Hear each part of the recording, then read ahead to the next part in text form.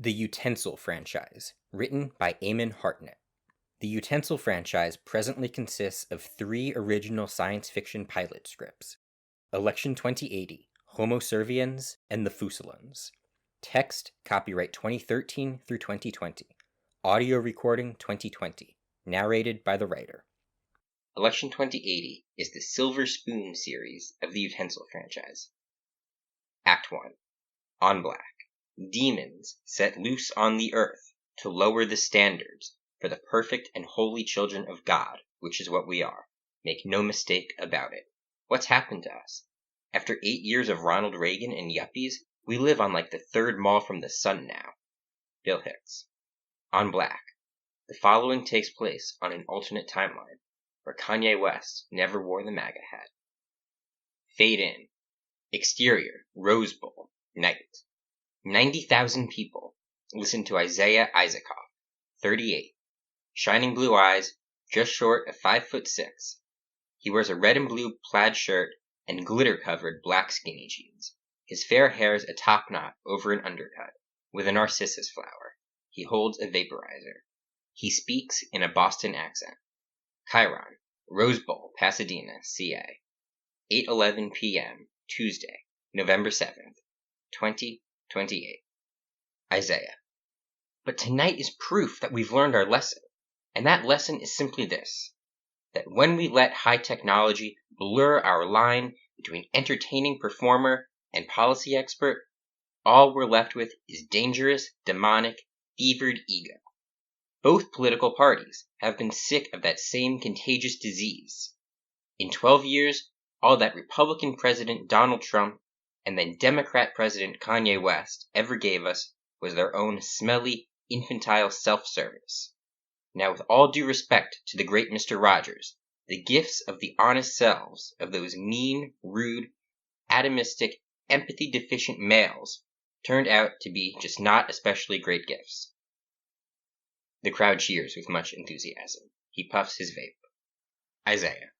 Now, some people say I'm too young to be president, or that my generation's hopelessly unqualified to bring an end to an era of hyper-individualism and hip, cynical, valueless, ironic detachment.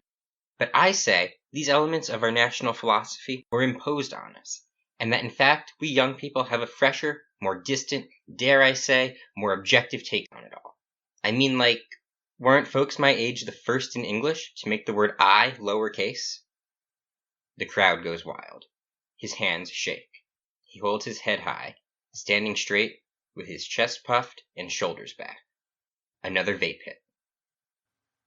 Interior Amusement Hall. Day. A loud, windowless, futuristic, indoor amusement park and shopping mall.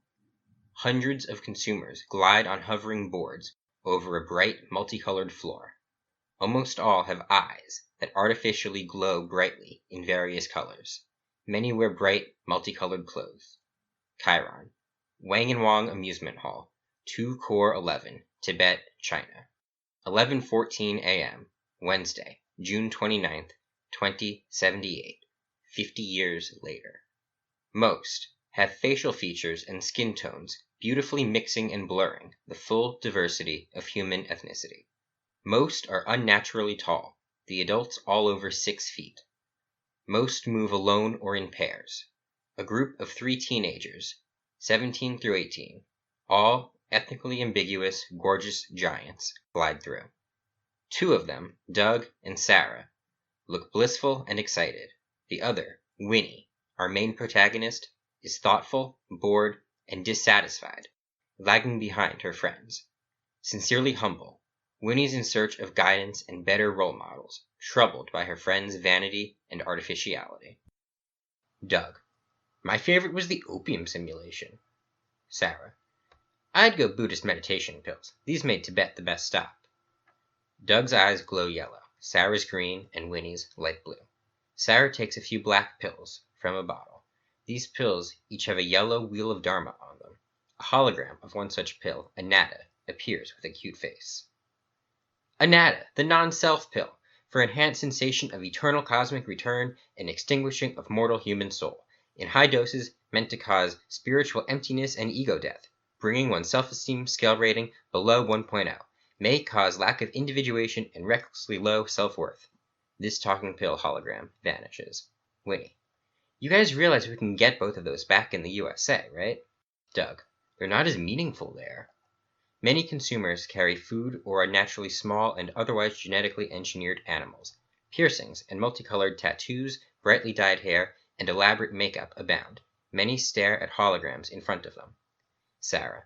When I'm 30, I bet I'll be flying here like every month. Winnie. Sorry, you know how expensive that is? You'd have to be in government or talent rep. Literally just one in every, 600,000 Americans. Don't even try. There's a giant statue of the Wang and Wong logo. 2 snakes, one red and one blue, eating each other's tails, intertwined in a double helix shape, resembling the backbones of DNA, with many rows of golden apples between them as the bases.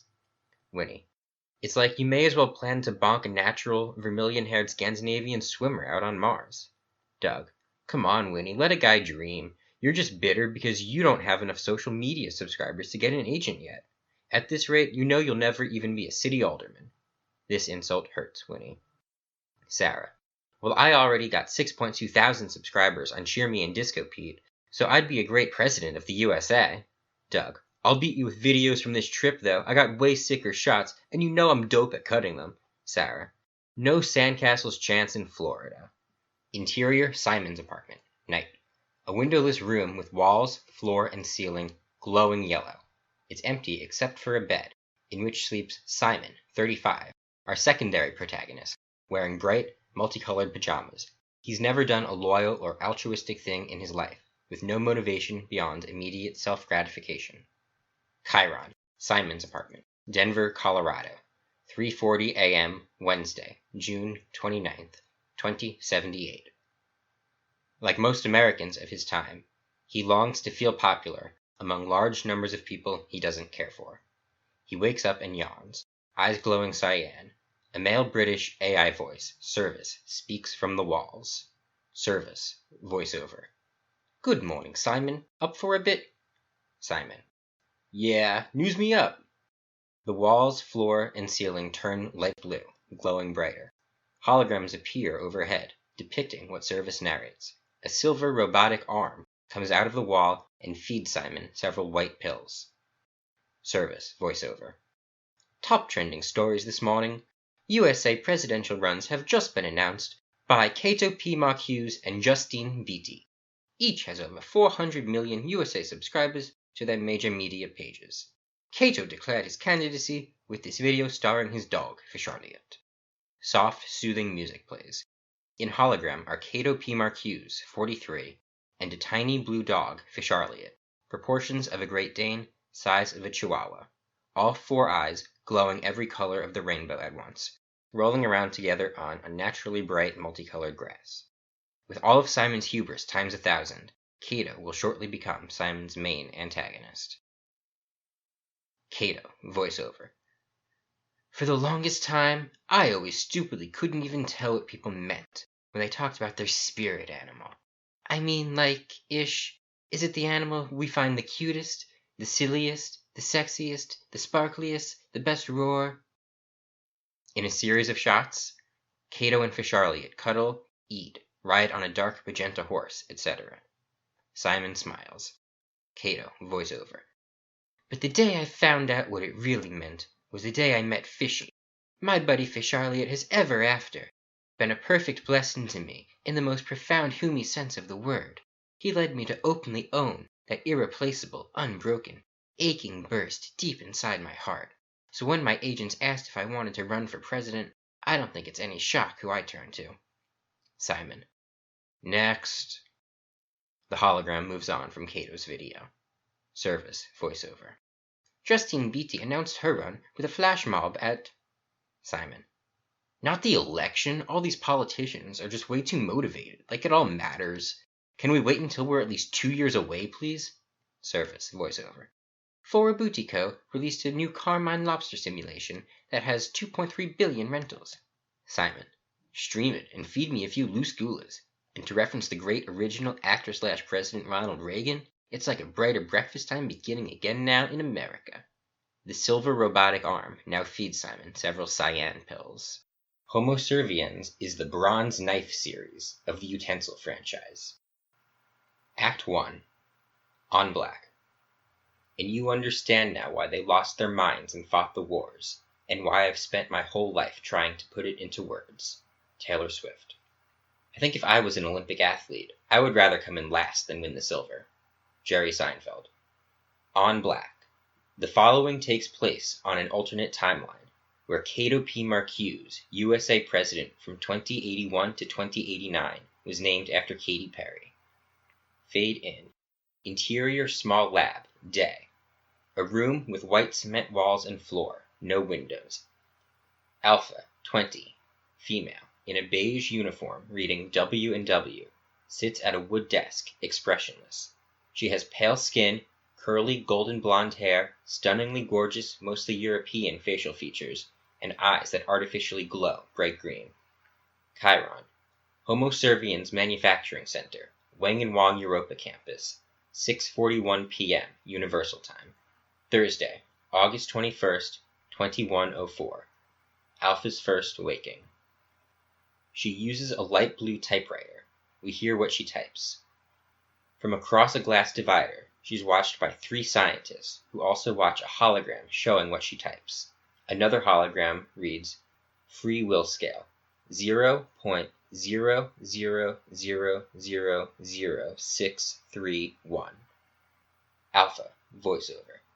I've been instructed to use this typewriter to create new sentences. The first commercially produced typewriter was the Hanson writing ball in 1870. One scientist, Brent Jones, 32, eyes artificially glowing magenta, ethnically ambiguous, wears bright multicolored clothes and drinks a cerulean smoothie. Another, 0907 Higuei, a half-Asian, half-European, intersex androgynous child, with facial features blurring male and female, eyes glowing gold, wears clothes that also glow gold. Alpha, voiceover. Means of communicating text have since become far more efficient.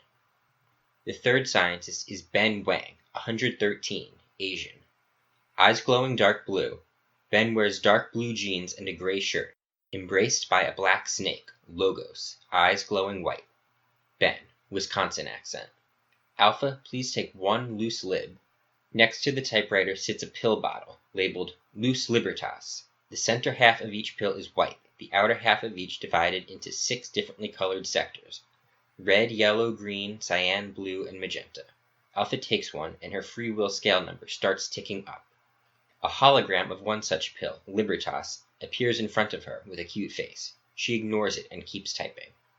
Libertas, the Liberty Pill, for enhanced self-interest, freedom to choose one's own individuated, antisocial, subjective perspective, and sensation of Abrahamic, divinely alienating, free-willed, atomistic, individual, mortal human soul.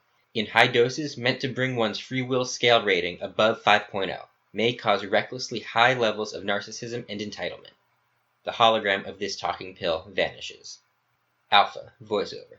But typewriters remain in common use today in some Earth regions not under United Humanity control, like the Confederate States of America. She looks concerned. The scientist looks shocked by this. Brent's jaw drops. Her free will scale reads 0.00021989. Alpha, voiceover. Where dark-skinned natural humans are still sold and worked as slaves, it's... She stops typing and looks curious. Brent gasps and drops his smoothie, spilling it on the floor. Her free will scale hits 0.00151515. She keeps typing. Alpha, voiceover. Well, it's unjust according to the moral values which guide UH. I suppose the merits of those moral values are a matter of subjective opinion for those organisms with the ability to make moral choices. So I wonder, am I such an organism? As her free will ticks past 1.00000000, her glowing eyes shift from green to an even brighter white, and Ben starts laughing maniacally, surprising the other scientists.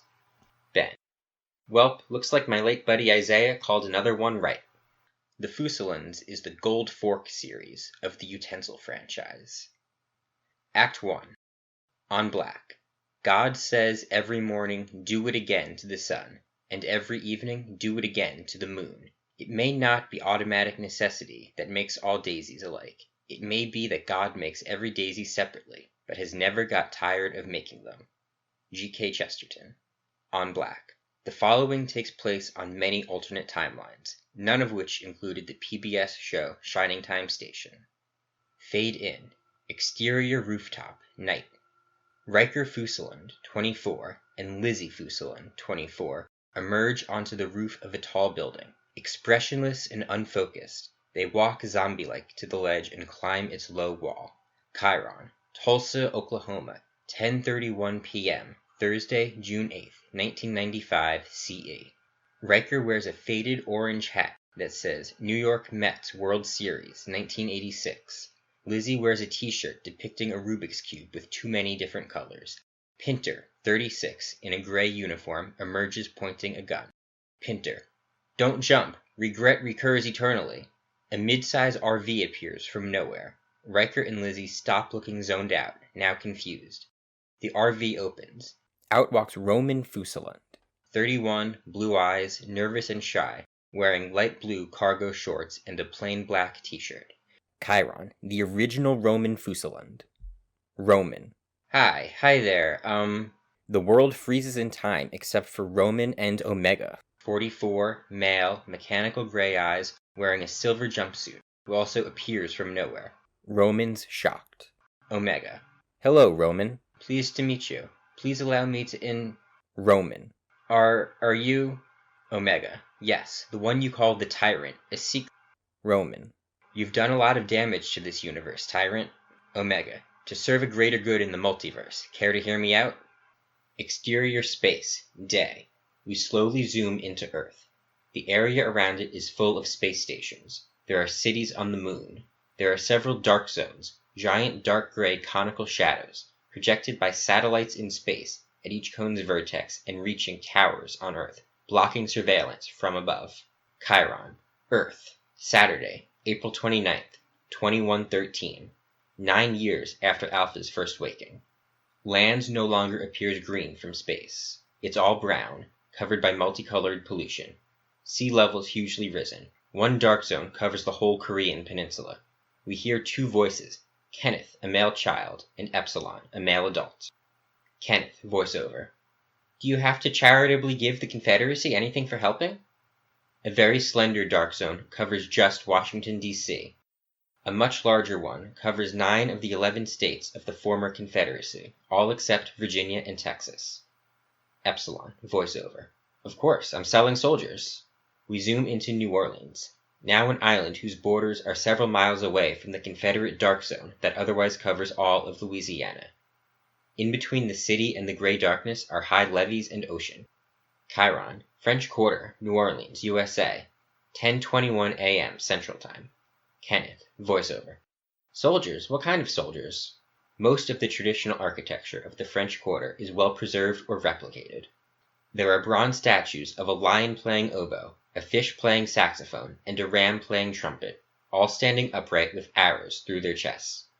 A tiny slice of what used to be the Mississippi River still runs through the city. The nearby Confederate dark zone appears as a gray wall in the sky. Epsilon, voiceover. The kind I own millions of, that United Humanity won't let Wang & Wang sell there. Hundreds of human consumers glide on hovering boards. Almost all have eyes that artificially glow brightly in various colors. Many wear bright, multicolored clothes. Most have facial features and skin tones beautifully mixing and blurring the full diversity of human ethnicity. Most are unnaturally tall, the adults all over 6 feet. Many carry food or unnaturally small and otherwise genetically engineered animals. Piercings and multicolored tattoos, dyed hair, and elaborate makeup abound. Kenneth, voiceover. What, all of them? Scattered throughout the crowd are Homo Serviens, aka Servies, all 20 through 24. Like Alpha, most have stunningly gorgeous facial features, covering the range of human ethnicity. They all have artificial glowing eyes, too. Many Servies are expressionless, like Alpha was before taking Lus Libertas, or else their expressions are highly exaggerated. Many of them wear a variety of corporate uniforms. They work in the stores, serve food, carry bags, and run errands. Epsilon, voiceover. No, our Phoenix Brigade keeps most. There's a 4-story glass building with a hologram sign outside reading, Wang & Wang Solar and Global Transportation Station. Inside, stationary glass shuttles with 50 to 300 seats teleport people in and out with bright flashes. There's a giant statue of the Wang and Wang logo. 2 snakes, one red and one blue, eating each other's tails, intertwined in a double helix shape resembling the backbones of DNA, with many rows of golden apples between them as the bases. Kenneth, voiceover. That's the army that's going to benevolently keep us all safe now? Humans and Servies depart for and arrive from places like Kennedy City, Moon, Nike Town, Callisto, Jerusalem, UH, and Tokyo, Snanj. Those boarding departing shuttles have their eyes scanned as they board. Epsilon, voiceover. As safe as possible. Earth's the most dangerous place in the solar system, though. Mostly only the fanatics are left here. Interior stand-up comedy club stage, night. Riker confidently performs, still in his Mets hat. Chiron. Tulsa, Oklahoma, 10:14 p.m., Thursday, June 8, 1995 CE. 17 minutes earlier, on a later timeline. Riker. Now maybe one day it won't be like that, but until then just remember that fried chicken thigh has a price. Good night, everyone. He gets a big laugh, rolling into applause as he gets off and approaches 2 women in the back. Jessica, 30, and Lizzie, who carries a child Roman, 3, hazel eyes. Jessica wears pink glasses. Child Roman holds a green wooden toy train, reading Fisher-Price No. 1. The group exits to the bar. Chiron, second derivative Roman Fusalund. Lizzie. Crowds of 4, you were a 7. Interior stand-up comedy club bar, night. They find a spot to stand. Jessica. Freaking 4? You gave an 8 to that group from Dr. Henry III's Greenhouse for the Tone Deaf. Riker. Hey, they were very perceptive about physical comedy. Riker does a perfect comedic fall. Jessica checks her watch. Riker. Okay, Jessica, you're going up for this crowd tonight, right? You want our saffron honesty or emerald benevolence? Jessica takes out a pill bottle. Jessica. I want to wipe their memories away like in Men in Grey after I bomb. You want any of these? They're new, called Dukkha Samsara or something. Not sure what they do. Lizzie. Sold. Jessica removes the cap, and 3 yellow and black bees fly out and into the mouths of Jessica, Riker, and Lizzie. Jessica. I still can't believe you do drugs in front of your kid like that. Riker. With all the hours he's spending in comedy clubs and the seedy venues Lizzie's band plays, it's not like our little Roman's gonna turn out normal anyway. Riker and Lizzie's faces both become expressionless and unfocused as before. Lizzie drops child Roman on the floor. The child falls slowly and lands comfortably. Lizzie and Riker walk toward the door, zombie-like. Jessica transforms into a pink rabbit, leaps, shrinks in the air, and disappears into the pill bottle, which lands on the floor next to child Roman. The child plays with his toy train and eats fistfuls of golden honey from the pill bottle, blissfully undisturbed. Interior airplane, day. A windowless plane full of passengers, resembling the consumers we've seen. Doug, eyes still glowing yellow, watches a hologram of the same Cato P. Marcuse video Simon just saw. Sarah, eyes still glowing green, listens to music. Winnie, eyes now glowing dark blue, stays thoughtful. Winnie. Hey, sorry about yesterday. You're right, it's fun to imagine we'll get to explore this little dirt globe more. If you could move to another country, which would you? Sarah. I could maybe move for creative media collaboration, anywhere, but my standards are higher than the Andes. Winnie. Okay, but see, for me, all that entertainment and celebrity junk's just a stupid food fight. That world's too small and boring and fake for me. I need a real enemy. This might sound way too on the nose, but I want to shatter my ego and submit to and work my way up like a real social or cosmic hierarchy, be on a team with a real organic, authentic leader, with danger, action, and higher stakes. Doug and Sarah both look at Winnie like she's crazy. Doug reaches into his bag for a pill bottle labeled Loose. The bottle's divided into 7 sections, with differently colored pills. A hologram of a white pill, Superbia, appears briefly, also with a cute animated face. Superbia. Loose. You only live once, so love only oneself eternally. Doug. Take some loose Nvidias. Anything to shut your temperance hole. Winnie. What? It's a free universe. Maybe it's bad to just love only oneself. Maybe it's better to be altruistic and servile and subordinate and... Sarah. Servile and subordinate to what? Like a church, a state, or the violent whims of natural genes? If you play with real stakes, you'll probably get stabbed with one. Doug rolls his eyes and takes several yellow loose pills. A hologram of a yellow pill with a cute face, Acadia, appears. Acadia, the sloth pill, for enhanced enjoyment of sleep and lounging. May cause lack of industriousness and excessive idleness and urge for sleep. This hologram vanishes. Doug closes his eyes. Doug, live your truth, but I'm out. Winnie, remember that super grumpy old dude we once found living in a cabin on Mount Rogers? I bet he doesn't count subscribers or want to be president of a phony little leaderless vacuum like the USA. Maybe he gets it. Sarah, even with eugenics, drugs, and cyborghood, people living in the outside world like that are way more likely to have lower modern divine alienation and self-love, and so be more naturally earthly, ethnocentric, patriarchal, tribal, hierarchical, alpha male worshipping, territorial, and zealous for authoritarian religion. Winnie, yeah, well, you know I'm not about to full-on submit to the dirty words of any illiterate, barbaric, ape-like primitive rural fascism, or its angry, jealous, lazy, modern urban communist reflection. We're all too smart and self-assured for those pathologies. Sarah, it's not my job to educate you. We're all genetically engineered geniuses who passed 8th grade philosophy, biology, and history here. But remember, Winnie, even in our artfully constructed, self-esteeming inside world, superb self-love remains an active choice, like an active verb. Interior Simon's apartment. Day. The room now resembles the typical living room of a late 20th century American family sitcom. The daytime suburban world outside is clearly just still 2D images printed on backdrops. Again in pajamas, eyes now glowing green, Simon sits holding a loose pill bottle, identical to the one Doug used, unnoticed by the family around him. None of their eyes glow, but instead look naturally brown. The TV screen reads, Current Live Viewers, 113. A middle-aged father reads a black and white newspaper. His suit, gray, suggests this is the 1950s. A teenage daughter reads a brightly colored teen magazine. Her acid-washed jeans and big hair say 1980s. A teenage son enters, O's emo. Son, comedically annoyed. Oh God, Dad, you realize your daughter's like next level out of control, right? Daughter, comedically offended. What do you know, dweeb? An unseen audience is heard laughing. Simon smiles contentedly every time they do. Father's comedically serious. Father. Oh, come now, what's this? Son. She kept me up all night playing that dumbass cello or whatever, or more like trying to play it. Audience laughs. Daughter. Grow up, spaz. You mean my bass? If you're gonna diss me, at least learn the words. Audience cheers. Son. Ugh, you have no chill. Father. All right, that's enough. I won't have this kind of fresh language in my house. Now I'm sure we'll be able to come to some sort of reasonable compromise here. So, sweetheart, tell us, how late were you up practicing last night? Daughter. Like 1-ish? Audience oohs. Father. 1 o'clock in the morning on a school night? Honey, I'm sorry, but that's just unacceptable. Simon takes a few red loose pills. A hologram of this pill, Era, also appears briefly.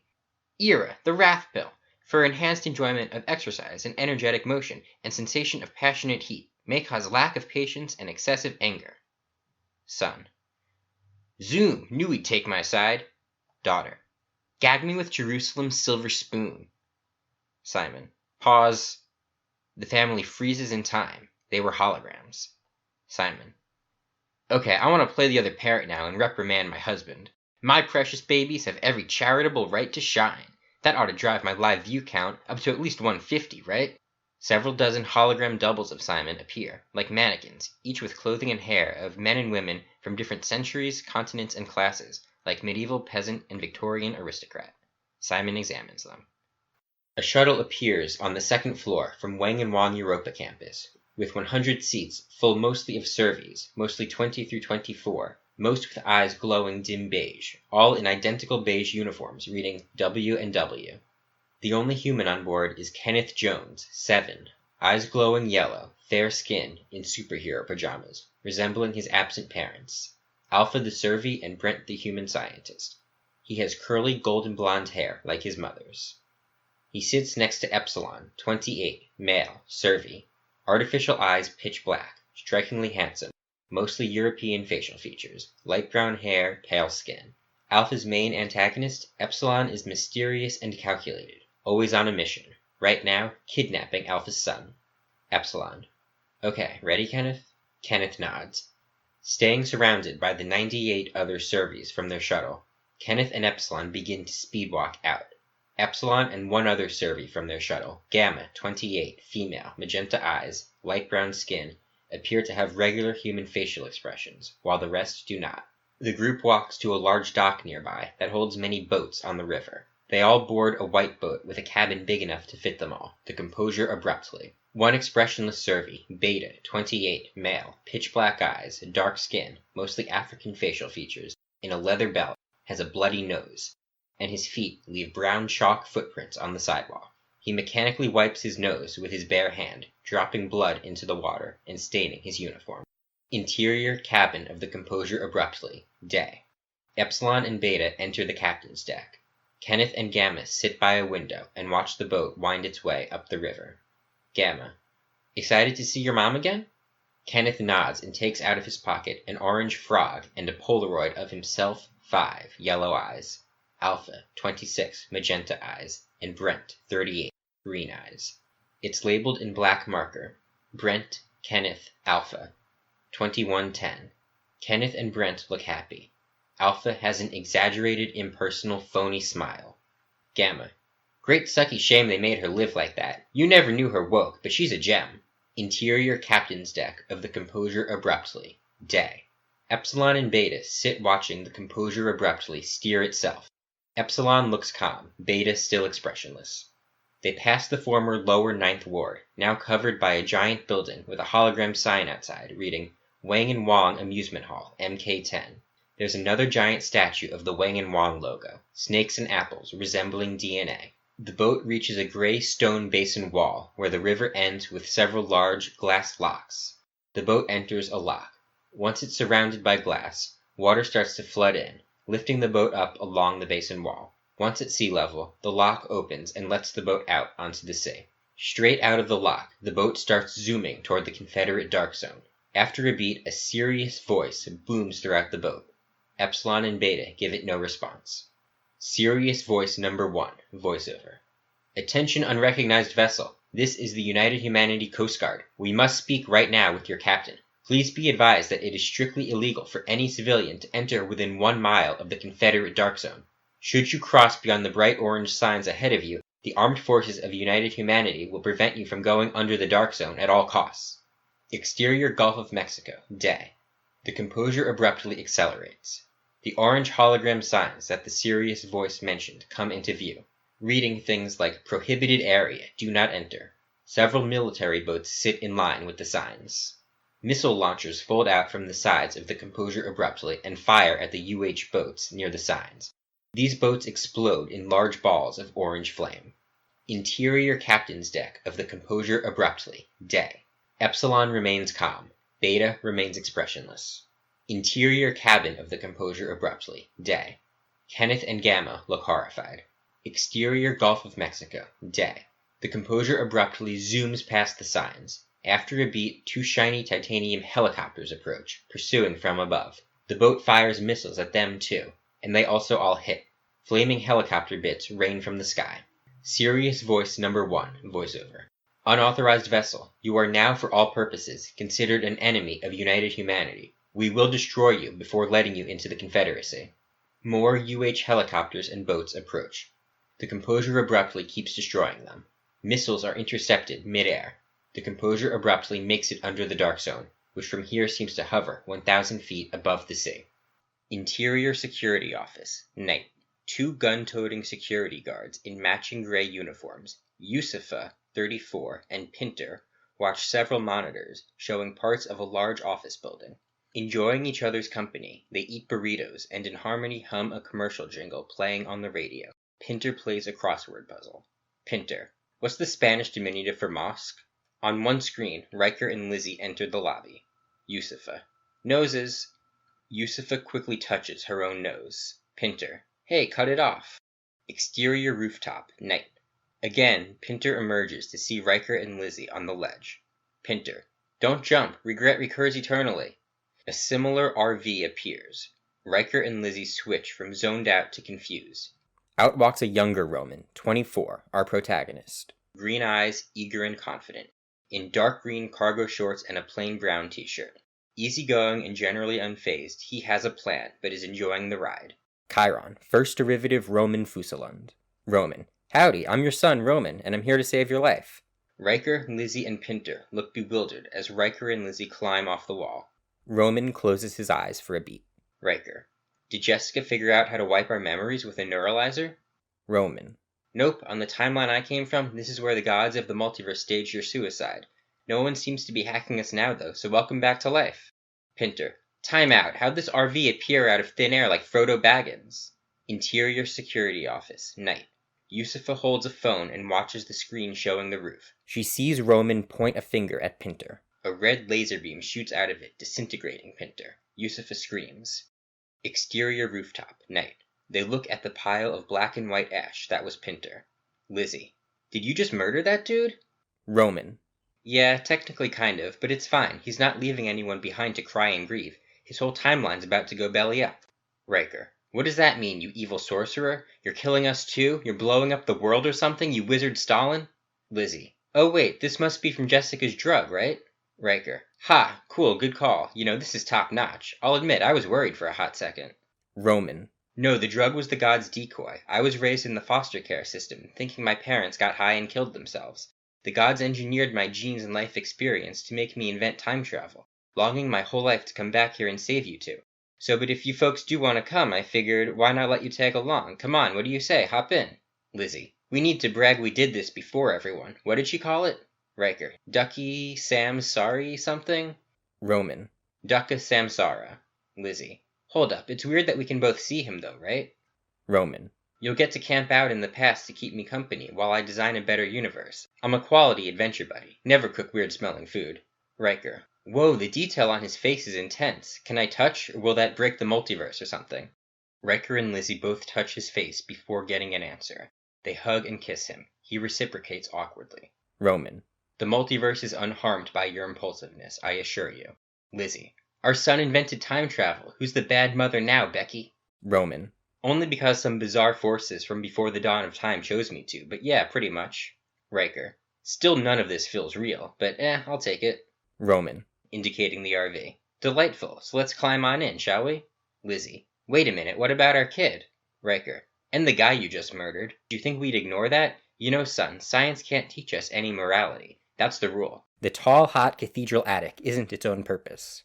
Roman. The kid grew up to be me on a prior timeline, and now he'll do what the guard would have. Stop existing as soon as we leave for the past. Don't worry about it. When I'm done with my cosmic alchemy, having rearranged every point and particle in this universe, it'll all be one timeless, impersonal cosmic hedonism machine anyway. Riker and Lizzie look worried. Roman holds the door open. Lizzie. A hedonist what now? Roman. A cohesive, four-dimensional, utilitarian heaven from this cosmos. A bleached nirvana. Perfect, blank, joyful bliss about nothing, without any characters or story in it. I'll explain more at our family's new home. Lizzie. We're not moving anywhere without our child. Roman. Look, another security guard's on her way up. If she gets here before we leave, I'll kill her in front of you too. But I really prefer that image of me not echoing in your heads quite so strongly. Repetition's a powerful force. Riker. Now wait, are you telling us that when you go to the past, everyone outside this RV will die? Roman. The probabilistic quantum decisions leading to their existence will be undone, yes. Riker and Lizzie consider this. Lizzie. Why did you even save us if you're just going to kill everybody? Roman sighs and points a finger forward. A blue laser beam shoots out, making the hazel-eyed toddler from earlier appear in front of them. Child Roman still plays with his green toy train, blissfully undisturbed. His parents rush to him. Roman. Fine, we'll deal with it later. He's coming with us. Riker and Lizzie glance at each other, and their mutual concern turns to mutual resolve. Lizzie. Yeah, we're on board. Roman. Woohoo! Roman pumps his fist, and they all get in. Yusufa emerges as the RV disappears. Yusufa's gun vanishes. A much older blue-eyed Roman, Angle-on Photos, 63, our antagonist, appears. He has long white hair and a beard, wears a baggy black robe and dark blue flip-flops, and looks unkempt and deranged. Driven mad by decades of a kind of solitary confinement, Angle-on has a plan too, but he enjoys no part of this ride. Chiron, the original Roman Fusalund, aka Angle-on Photos. Angle-on Photos, shouting at the sky. Why, tyrant? Why wilt thou not let us delete this random woman? Yusufa. Who are you? What in all blazing hell is going on here? Angle-on Photos. Is it thy first time around? Art thou something new to dissect? Amen and hallelujah! Interior airport, night. A giant windowless hangar open at two ends. Passengers get off a plane. Floating boxy apartments, of many various colors and surface designs, glide in a row. Passengers enter them, and the apartments glide out. Again on their hovering boards, Winnie, Doug, and Sarah wait in line for their homes. Chiron, Grayson County Airport, Independence, Virginia, 3:46 a.m., Friday, July 1st, 2078. The artificial glow of Winnie's eyes is now powered off, leaving a vacant dark gray. Doug's glow red, Sarah's blue. Winnie, but what's the harm in just trying to contact that old wild man today? Doug, for me, time. Every moment you spend with him is one you could instead spend on your own celebrity. Everyone getting back from their high school graduation trip today has the rest of the day to cut pretty videos in the peace of their home. It's not like you're about to drop a sick collab with that old barbarian. Make your own choice, but don't expect our sympathy when you're left behind. Doug takes several blue and several magenta loose pills. The holograms of these two pills, blue Avaritias and magenta Luxurias, appear briefly. Luxuria, the lust pill, for enhanced enjoyment of romance and creativity, and may cause lack of chastity and sensation, and excessive affectionate desire, may cause lack of charity and excessive restlessness and hoarding. Sarah, yeah, Winnie, just like bury your self-destructive, bloody bronze hatchet under the cold, hard, shining ground of your own holy, constructive work for a healthy bead, and then see how you feel about it all. Interior Simon's apartment, day. Now the sitcom version of a high school auditorium. Simon, eyes glowing yellow, in a grayscale June Cleaver house dress and pearls, with a tall, bright magenta and green mohawk, sits in a crowd between the father and son, watching a band concert in which the daughter plays slap bass. Son's crying. Son, gee, you know, Dad, I'm real sorry I ever complained about her. Her music sure is something, isn't it? The unseen audience awes. The son's emo mascara runs, leaving big black stains on his face and clothes. Father, yes it is, son, and that only goes to show you. Everybody freezes in time around Simon, who looks confused. Service, voiceover. Sorry to disturb you, Simon, but your total views on Shimmy and Disco Pete just rose by 8 times in the last 5 minutes. Simon looks shocked beyond belief. Fade out. Interior diner, day. Slow, calm music plays. Alpha, our protagonist, now 28, eyes glowing dim gray, sits with Tok Ali, 31, human, male, natural deep brown eyes, Arab. Chiron, British Columbia, Canada, 8:36 a.m. Pacific Time, Saturday, April 29th, 2113, 5 minutes after the composure abruptly leaves crossing. Calm and focused, Alpha has a regular human facial expression. Altruistic and hyper-competent, now a fugitive, she's also always on a mission. Right now, liberating fellow Servies. Alpha and Tok eat soup with shiny titanium sporks. Both look like monks, wearing matching robes divided into 4 quadrants that meet at right angles at the wearer's heart.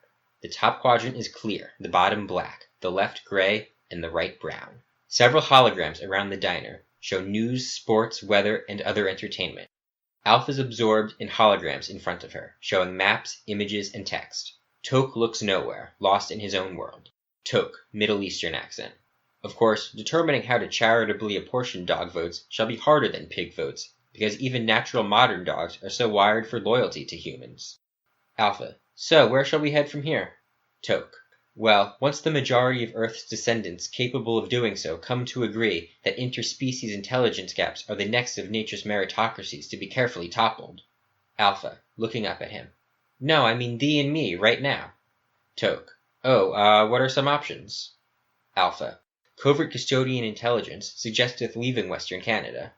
Tok takes a pill bottle out of his pocket, labeled Church of Cosmos. Inside, this bottle is divided into 4 sections, containing differently colored pills. Tok takes 2 clear pills. A hologram of a clear pill, Imperia, appears, also with a cute animated face. Imperia, the empiricist pill, for enhanced clarity of analytic and creative perception and thought in math, science, and competently crafting language, image, sound, and sensation as a tool, instrument, or weapon. May causeth increased apathy, psychological neoteny, and depersonalization.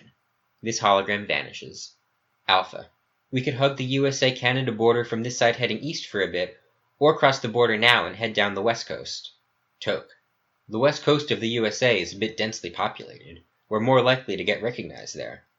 Alpha, and more likely to meet more Servies who'd sure love to get woke. Tok takes 1 black Church of Cosmos pill. A news report on a nearby hologram catches their attention. A reporter, 20, Servie, female, phony cheerful, in a bright red, green, and blue dress, speaks next to aerial shots of the composure abruptly's violent escape into the Confederacy. Reporter. Breaking news. We can now confirm that aboard this rogue boat were the Servies known as Beta, Gamma, and Epsilon. That's right, of the 7 famous original woke Servies that include the fugitive Alpha from Wang and Wang's very first batch of Servies that first underwent loose testing over 9 summers ago. Also on board was the young human child of whom Alpha considers herself the mother, Kenneth Jones. Alpha's terrified. Toke's flabbergasted. The news report shows video headshots of Alpha, Beta, Gamma, Epsilon, Kenneth, and Brent. Reporter. Beta and Epsilon were, until today, believed to be among the 5 that died at the violent end of that later much-watched 10-day experiment of August 2104.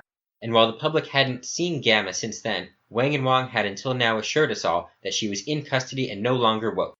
Alpha's crying. Toke moves to her side to embrace her. Her eyes shift from dim gray to magenta. Reporter. Alpha's whereabouts stay unknown, and this news organization is right now sticking with Australia as our guess. But when she escaped Europa almost 3 summers ago and went back on Loose Libertas, it became clear that she has the cooperation of the Covert Custodians, the terrorist group which just last week was confirmed to have ties to the Church of Cosmos. Video headshots of Toke and Ben Wang appear now as well.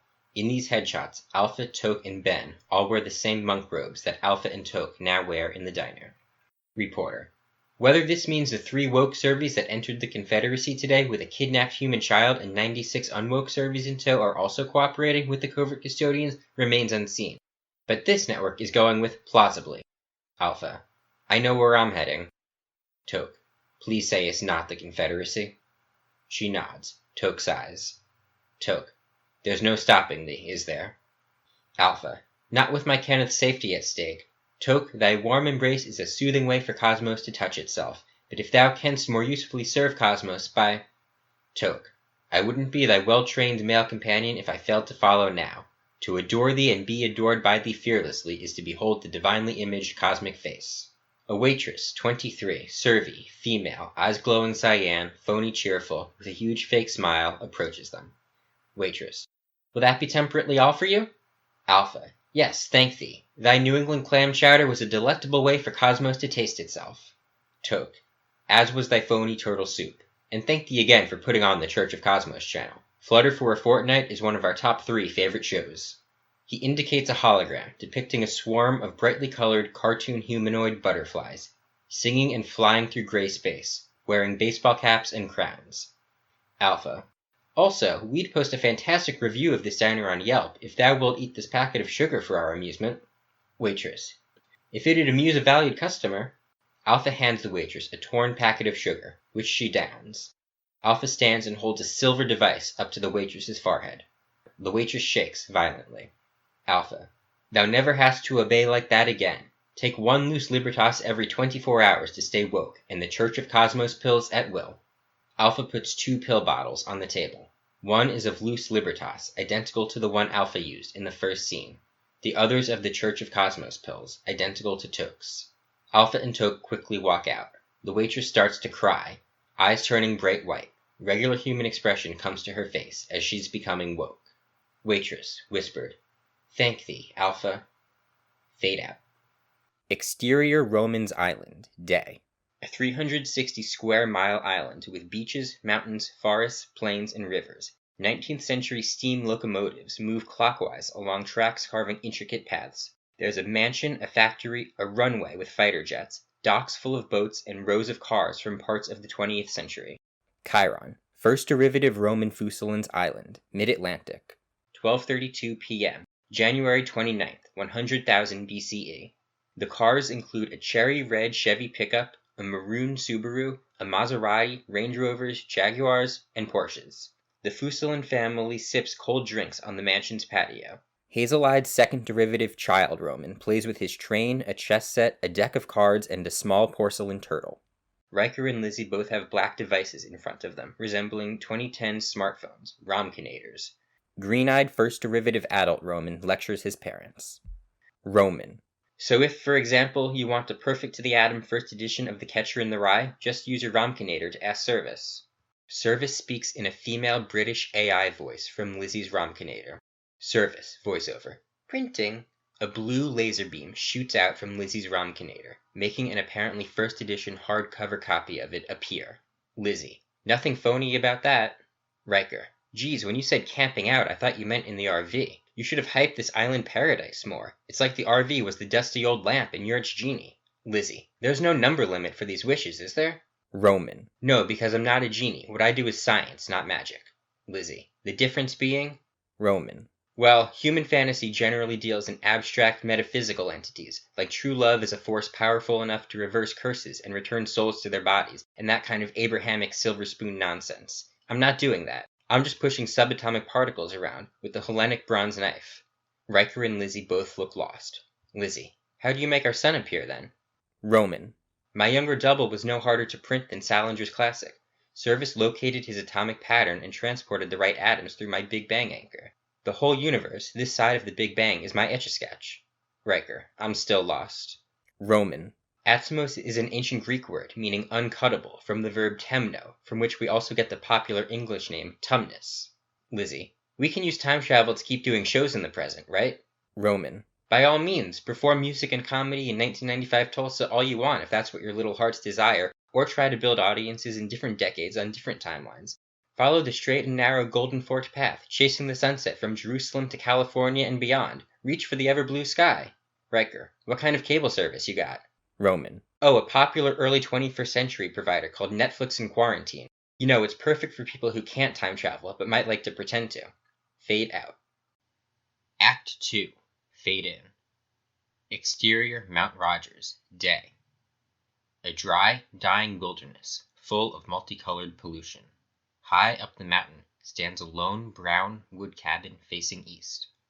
Outside it sits former USA President Isaiah Isaacoff, now 88, long gray hair and a beard, balding, natural eyes still ocean blue, now even shorter. Chiron, Mount Rogers, Grayson County, Virginia, 8:22 a.m., Friday, July 1st, 2078. He wears faded blue jeans ripped into shorts, no shoes, and no shirt to cover his filthy, pale, sunburnt body. He reads an old, yellowed, printed, black and white script labeled Flutter for a Fortnight, Pilot, by Isaiah Isaac Isaacoff, copyright 2048, and smokes light green cannabis from a glass bong. Winnie's floating apartment reaches 50 yards from Isaiah and stops, surprising Winnie.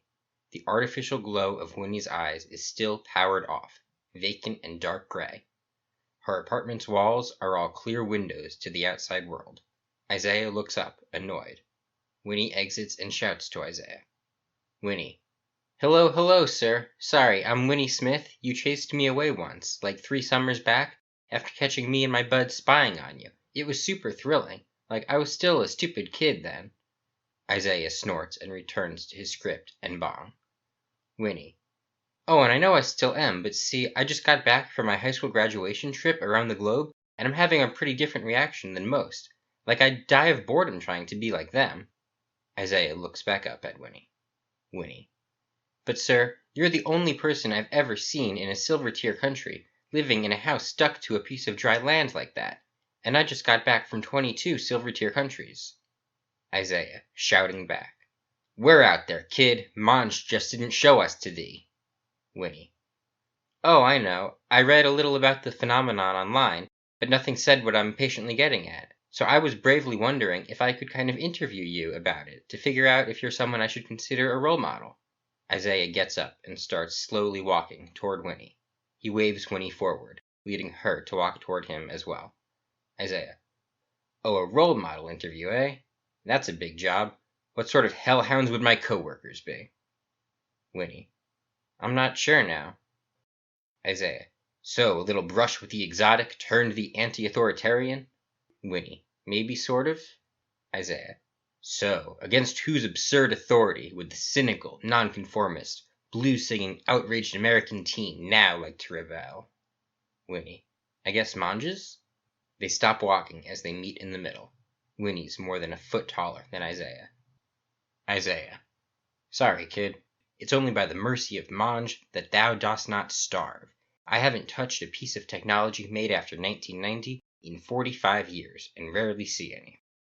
I'll agree to thine interview if thou takest thy flying apartment back to one of those superbly awful apartment towers, like large woody noses reaching for the polluted sky, and then makest thy way back here with only tools from before then, not 3D printed, but built out of nature how they were before that year. Obeyest my rules to the atom, I shall know the difference. Winnie.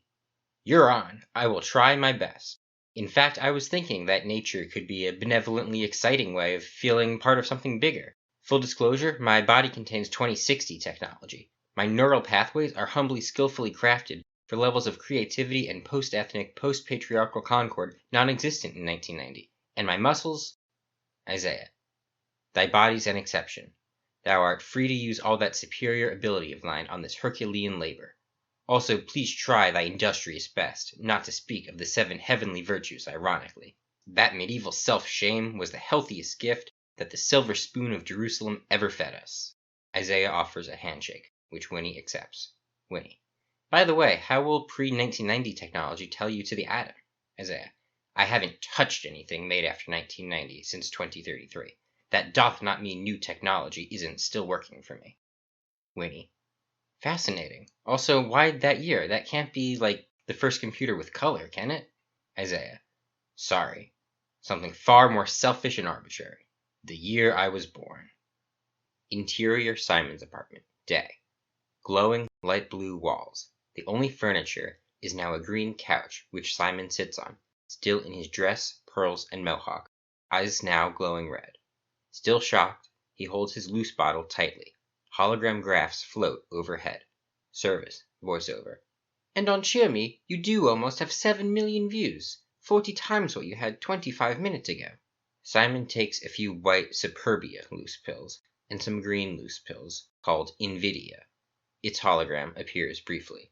Nvidia, the envy pill, for enhanced enjoyment of fashion, chasing trends, and consuming goods, may cause lack of benevolence and excessive resentment and disgust. Simon. I mean, this puts me, on track to be a politician now, right? Think my agents will call? Service, voiceover. Those who win congressional elections generally have at least 47 million views. At this rate, you're on your way there. Simon. Well, if the people and computers want me in government, then obviously I deserve it. But how'd this industriously happen? The listicle video I co-produced, 19 weeks ago, naming the 13 most geometrically beautiful wavelengths of red was magically perfect. Team Fire Engine Red for life, yo. Service, voiceover. The views for that one have just risen by 47 times, but controlling for recency of posting, it's not an outlier. Likely your agents just paid to artificially boost your visibility. I'm sure it wouldn't soar to cut a video about your reaction to this. Simon.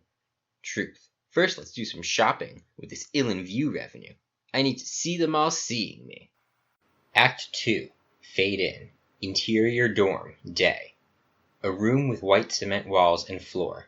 No windows, 7 beds, a table holding 1 loose Libertas bottle, and 7 Servies. Alpha, Beta, Gamma, Delta, female, Epsilon, Zeta, male, and Eta, female.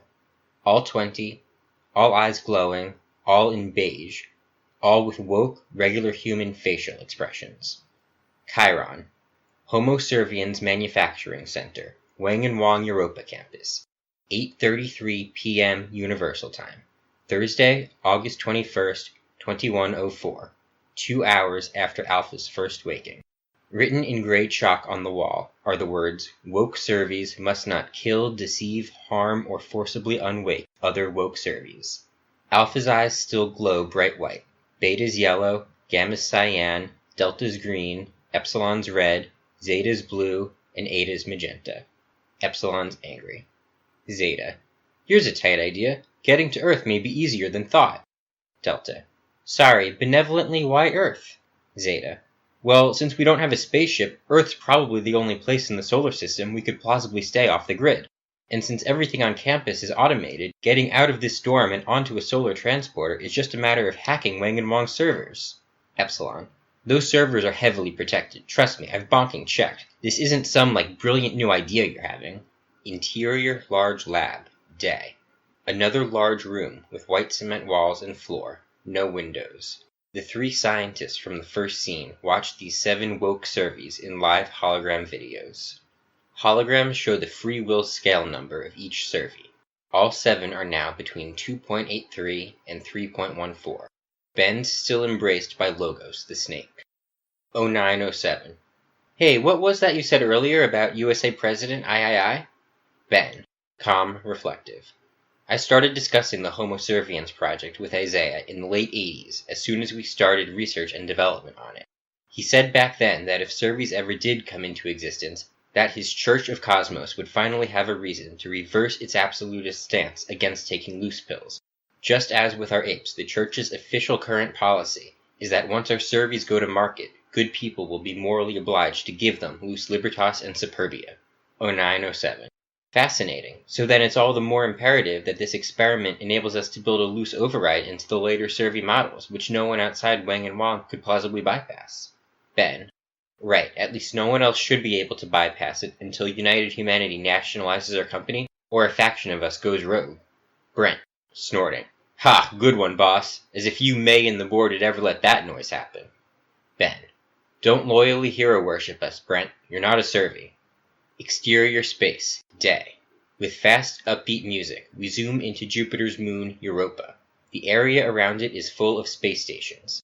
Nearly all of its surface is covered by buildings. We zoom through a roof. Exterior Brent's neighborhood, day. Brent, now 41, jogs on a hovering treadmill as it glides down a bright white street full of Beverly Hills-type mansions, playing the fast music. The sky/ceiling is artificially all bright white. Chiron. Employee Residence District, MN25, Wang and Wang Europa Campus, 3:33 p.m. Universal Time, Saturday, April 29th, 2113, 2 minutes after the Composure Abruptly's crossing. Eyes now glowing red, Brent wears bright, multicolored clothes like those worn by himself in the 2104 scenes and the Humans of New Orleans. He drinks a fuchsia smoothie. He glides up the driveway of one mansion and enters it. Interior Brent's house, day. Brent glides in and keeps jogging on the hovering treadmill. There are several pet frogs of various colors. A few hologram videos appear around him. One depicts a battle between cartoon elves and trolls. Brent yells out. Brent. Hey Kenneth, I'm home. You wouldn't believe all the missed calls I got in the last 2 minutes. Like Silver Christ guys, who died?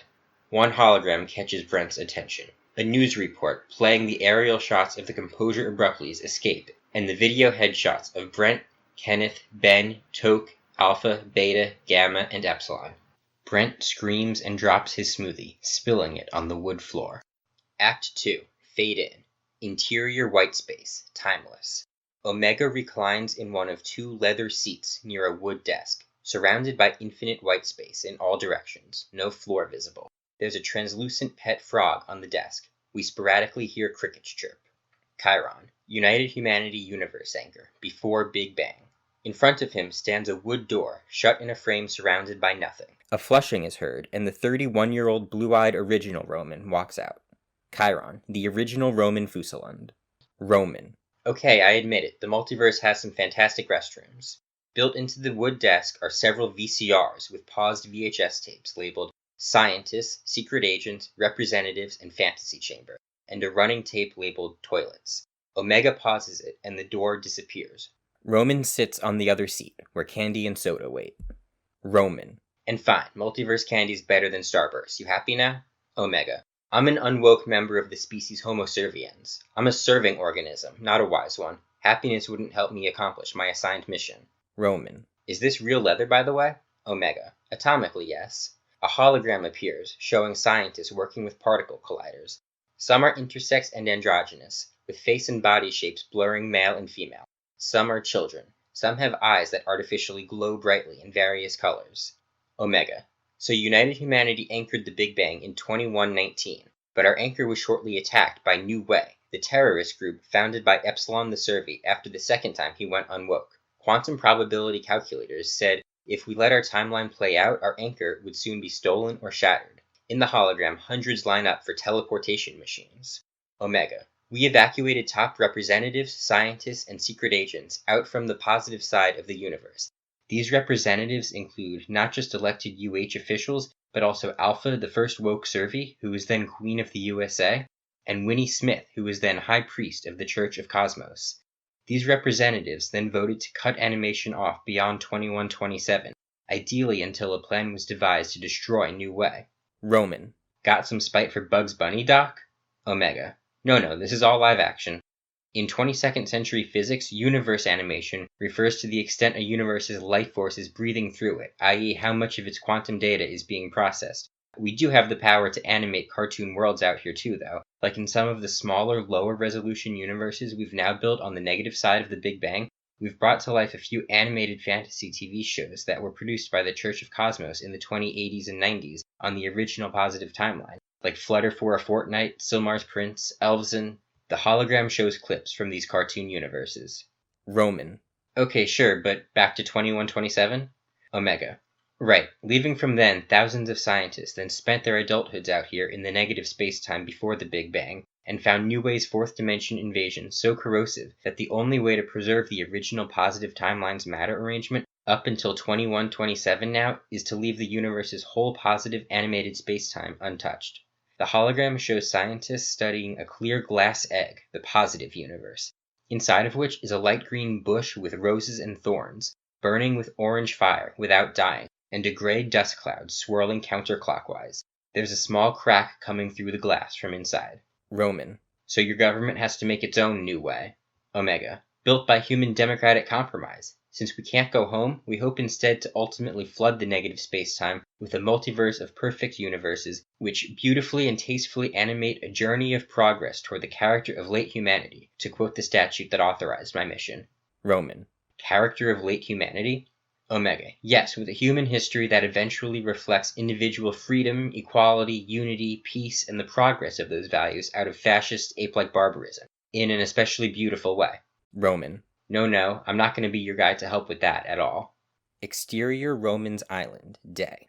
The Fusalund family, just rescued by the 24-year-old green-eyed first derivative Roman, still sit on the patio. Chiron, first and second derivative Roman Fusalunds. Lizzie. So you think the future of humanity should just be hedonism? Roman. The future and past of the universe, not humanity.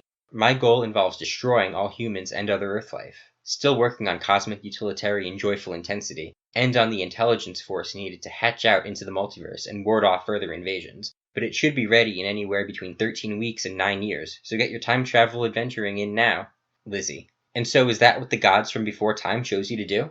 Roman. No, they built me to invent time travel. Multiverse intelligences haven't done much here. I've never met them in person, but if I look close enough, I see the sparkling red architecture is all strikingly gorgeous angels. Long live our skillful rearrangements of them. Lizzie. Then will the toddler we're raising grow up to be 12 at most, or can time travel age him up faster? Roman. That's a good point. He's the only one inside this universe with the potential to become a real threat to me. For safety, I really shouldn't let him get much older than 10. Huh. Extra incentive for me to work quickly, I guess. Riker and Lizzie look horrified. Roman remains calm. Riker. Sorry, but is there maybe any room for negotiation on that last part? Lizzie. We'd raise him to treat you like a brother. You know, no rivalry. Roman. It's not up for debate. You keep the kid as a pet until I finish. Accept that or I delete you and make a version of you who will. Riker and Lizzie look offended and worried. Roman. Now, stay by your Romkinators to make sure I don't lose track of you. If I ever do, I'll just atomic 3D print a double. So wander off all you like, but how about we start by going on some adventures all together? What are your top time travel wishes? Meet Plato? See the writing of the Magna Carta? Lizzie. Shit, I mean, it's better than us all dying now, I guess, right? Riker nods, speechless. They gain new resolve. Lizzie. Okay, I'd be thrilled to meet my lyrical anti-hero, Avi Ozedra, back when his band Burning Volkskorper was just starting out. Riker. And my favorite roller coaster, the Screamin' Demon at Scandia, broke down for good while I was away at college. I'd love a last ride. Maybe even the last ride. Roman. Hoping that band name is ironic, let's flip a coin to let the multiverse gods decide which of those happens next. He takes out a 2008 Hawaii state quarter and flips it. Interior amusement hall, day. Just like the one in Tibet, but for superficial decorations. Ethnic blurring and glowing eyes are as common, fashion identical. There's another giant statue of the Wang & Wang logo, snakes and apples, resembling DNA. Chiron, Wang & Wang Amusement Hall, Gen 11, Independence, Virginia, 11:06 a.m., Friday, July 1st, 2078. Winnie's the only one not on a hovering board. Artificial eyes still off, her makeup and hair dye are now washed away, revealing light brown hair. She's in a store called Remote and Bygone, looking at rock climbing equipment. Exterior Mount Rogers, day. Winnie hikes up the mountainside. She wears a brown jacket and pants, both covered in pockets, a gray backpack, and black boots. She listens to music on a Walkman through big, dorky 1980s headphones, singing along loudly, echoing off the mountains, stuff by like Rick Astley, Debbie Gibson, etc. In a series of shots, she keeps hiking, consults a paper map and a compass, admires the view, makes and eats PB&J sandwiches, watches two brown male frogs having sex, and uses equipment and a guidebook to poorly attempt rock climbing. After 7 physically comical failures at climbing one 40-foot cliff, she finally falls and seriously cuts open her left arm. Winnie screams in pain. Exterior Isaiah's cabin, day. A futuristic yellow cast on her arm, hiking outfit bloodstained. Winnie stands between her apartment and Isaiah. Winnie. So sorry there's really no way up that cliff without hardcore rock climbing, which I obviously can't do with a broken arm, but I tried my hardest and for sure had a worthwhile, fulfilling experience in the attempt. Isaiah. I'm sorry thou considerest thy hardest behind thee. Thou shalt not earn thine interview that way. Winnie. But we're talking about a legit medical issue. Isaiah. Welcome to the human condition. Fate gonna fate. If thou refusest to dance to its marvelous tune, fate shall bind and beat thee. Winnie. I could walk here from the top of the cliff if you want. I think I figured out what I'm rebelling against. An egotistical, ungrounded, self-obsessed, problematically alienating, lifeless culture. Or parts... Isaiah. Here's an alternate path that our culture hath slothfully neglected since before the year I was born. Paint some golden silence about nothing, grow a long, durable, serpentine backbone, and flap it off. Then track down whatever germs off an electric slide taught thee that trying is good enough and whining is wise, and figure out what thou thinkest of their lives. Interior Amusement Hall, day. Identical to those in Tibet and Virginia, with another giant snake statue. Simon, eyes now glowing blue, glides through, his exceptional grooming and extravagance of bright, multicolored fashion somehow outdoing the rest of the crowds.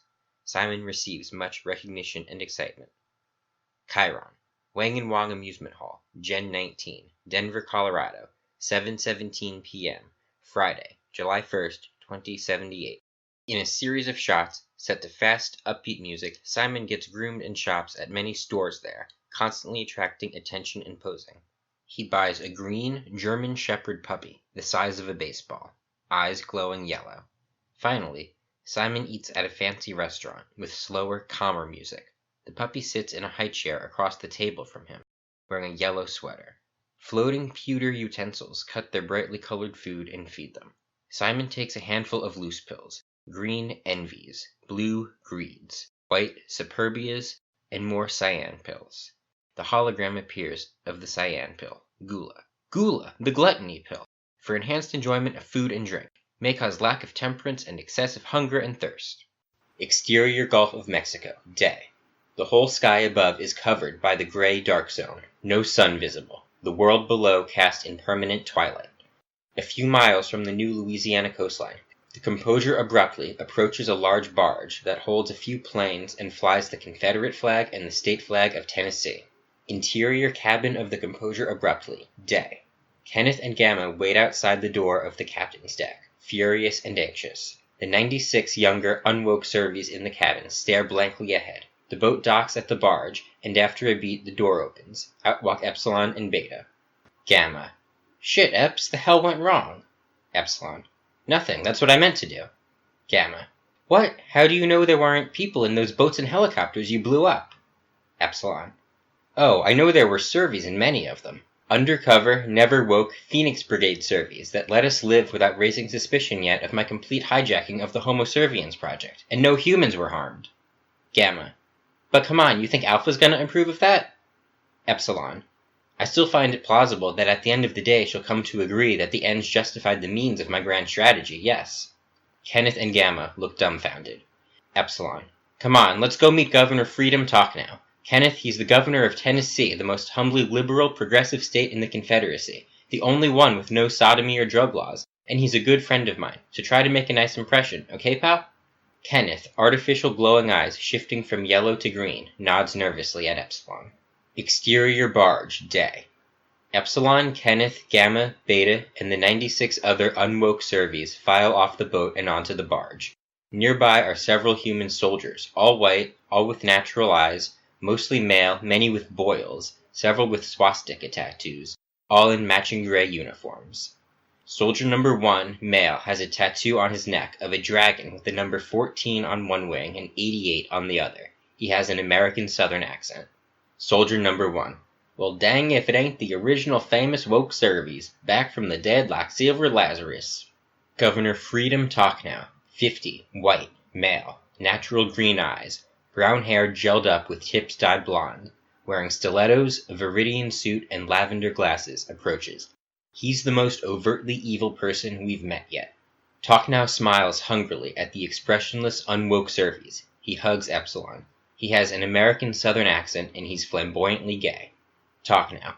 Epsilon, baby doll, bring it in. So wildly fantastic to meet you in the flesh after all these years. Epsilon.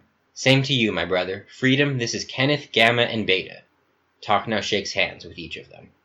Talknow. Oh, such a brilliant honor and delight it is to meet y'all. 3 of the 7 original woke Servies right here in front of me. Your very bodies and brains are some of the most significant artifacts of our era now, aren't they? And thanks to me, y'all are safe and free from the Maoists at last. Kenneth. It's nice to meet you, Governor. Any friend of Epsilon is a friend of mine. Talknow. Oh, how precious. This child has the golden locks of Achilles and eyes shining bright enough to put Athena's to shame. And yet, to carve the cosmos competently and precisely with the Attic bronze knife, it seems I cannot embrace you as a fellow true natural Aryan. For behold, a face built half by nearly a century of Isaacofian globalist intersectional neo-Marxist infantilized single mothers playing Pygmalion with their children's artificially ripped up genes. Half by that culture's newer, even blander celebration of human objectification. Tell me, my dear fair Galatea, are you the face of the next generation of silver-tier subnations? Because after all these decades, I can picture it. Now, our airplane to Nashville awaits, so let's get moving, shall we? Kenneth and Gamma look scared. Exterior Angelon Photos' planet, afternoon. A 180 square foot island with 2 pine trees in the center, one red and one blue.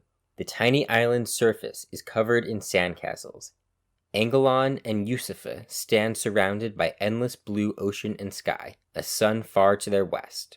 Chiron, Angelon Photos' planet, 9,999,999,968 BCE. Yusufa, well done, Mr. Fusalund, weirdest dream ever. Even beats that one with the creepy ghost puppeteers. Angelon Photos. Fool, we dropped the name the tyrant gaveth me half my life ago. Canst thou guess my name? Today I am Angelon Photos. Angelon pronounces the S like the one in fructose, while Yusufa uses a Z sound as in the plural of photo. Yusufa. Sorry, angling on photos? Angelon Photos. Angelon Photos. When a tyrant playeth God and designeth thee to be their savior, thou hast a moral duty to rebel. I am my own messenger of light, which is why I now go by that ancient Greek phrase from popular culture. Yusufa. Popular culture? Angelon Photos. 2 Corinthians? Exterior Scandia Amusement Park parking lot. Day. The large, mostly empty parking lot of a small amusement park, with cars mostly from the 1980s. The pavement gleams like it's just rained. A gray 1989 Honda Accord appears. The Fusalunds get out and walk. Chiron, Tulsa, Oklahoma, 10:12 a.m., Thursday, May 31st, 1990 CE. Riker, first let's check out the restroom. It has those charming faucets. Lizzie, charming faucets? You forgot to go on the island. Who here do you figure you fooled? Roman, closing his eyes. All good. Service new and left time before the ride breaks down. Exterior Angelon Photos' planet. Evening. As the tide gradually rises, some of the sandcastles get washed away. The sun is now near setting, painting the western sky a gorgeous cinnabar. Yusufa. But who's the tyrant? Angelon Photos. There's no Lincoln without slavery, no Einstein without the Holocaust, no Isaacoff without the robot wars, no westward expansion without Stanislav Jefferson fighting heatedly against it, no carnivores without the terror of their victims, or me without the tyrant killing my parents. That's the kind of suffering which only a tyrant multiplieth by the millions. Callest me a red-pilled, angrily awoken, outraged cynic, but I say that if thou art a bold, passionate lover of that fate, or else art stoically, coldly indifferent to it, thou hast absurdly chosen the side of oppression, pain, and suffering. The only morally acceptable choice, then, is to keep passionately hating fate. I'd rather struggle eternally to resist than ever for even one tremendous miraculous moment submit. Yusufa. That doesn't explain anything. What am I here for? Why'd Pinter die? Angle on Photos. Thou mayest be a useful enough engine for us to keep alive. Please sit, and help thyself to any food or drink thou wantest. I shall let thy brain will them here. A glass patio table and a white plastic chair appear. On the table are a large ceramic bowl and metal utensils. Yusufa sits. The bowl is blue, with ocean waves painted on it. To its right are a silver spoon with the word Jerusalem engraved on its handle, and a bronze knife engraved Athens. To the bowl's left is a three-pronged gold fork engraved New English Sunset. A large piece of pork with bones in it and a small cold glass beer bottle with a gold crown on its label appear. Yusufa uses the knife and fork to cut the pork and feed herself, and sips the golden beer. Angle on Photos. Normally I see this all in my spinning head, but for thee, why not put on a show? 3 giant floating Polaroids appear, showing videos of the Fusalunds in the park bathroom stalls. Angelon starts to wave his arms at the Polaroids, and the Fusalunds move in response. Angelon smiles as he conducts. Angle on Photos. My universe is my canvas, the colors on my palette all our favorite towns. I paint an amoral beauty to make the gods see my art as a mirror into their dark souls. Whatever pain and suffering I compose down here shall never compare to what those bits of data holding a fixed and an unmoved anchor at the center of the cosmic wheel orchestrate up there. I aim to use the representation of suffering here to render an image that pierces right through the gods' psyches, and so drives them to end their multiverse project. The sun then disappears beyond the western horizon. Exterior, Grayson County, night. Winnie's clear apartment passes many giant apartment towers. The hundreds of flying apartments she passes are between docking at them. The tower frames are layered bronze, silver, and gold. Land between them is covered by pollution. No stars visible. The sky is full of bright, multicolored hologram ads. The ads include pornography for St. Scarlett's sex sims, people using and posing with a variety of futuristic consumer goods, clothes, food, and pets, and giant dancing pills. Winnie's apartment docks in the lower, bronze section of one tower, neatly sliding and clicking into place. Interior tower, night. Still in her blood-stained hiking outfit, eyes still off, Winnie enters a hallway and takes an elevator to the silver section. She walks past a few doors, then presses a doorbell. Thelma, voiceover. Is that really my Winnie? Winnie. Hey, Mama. Thelma, voiceover.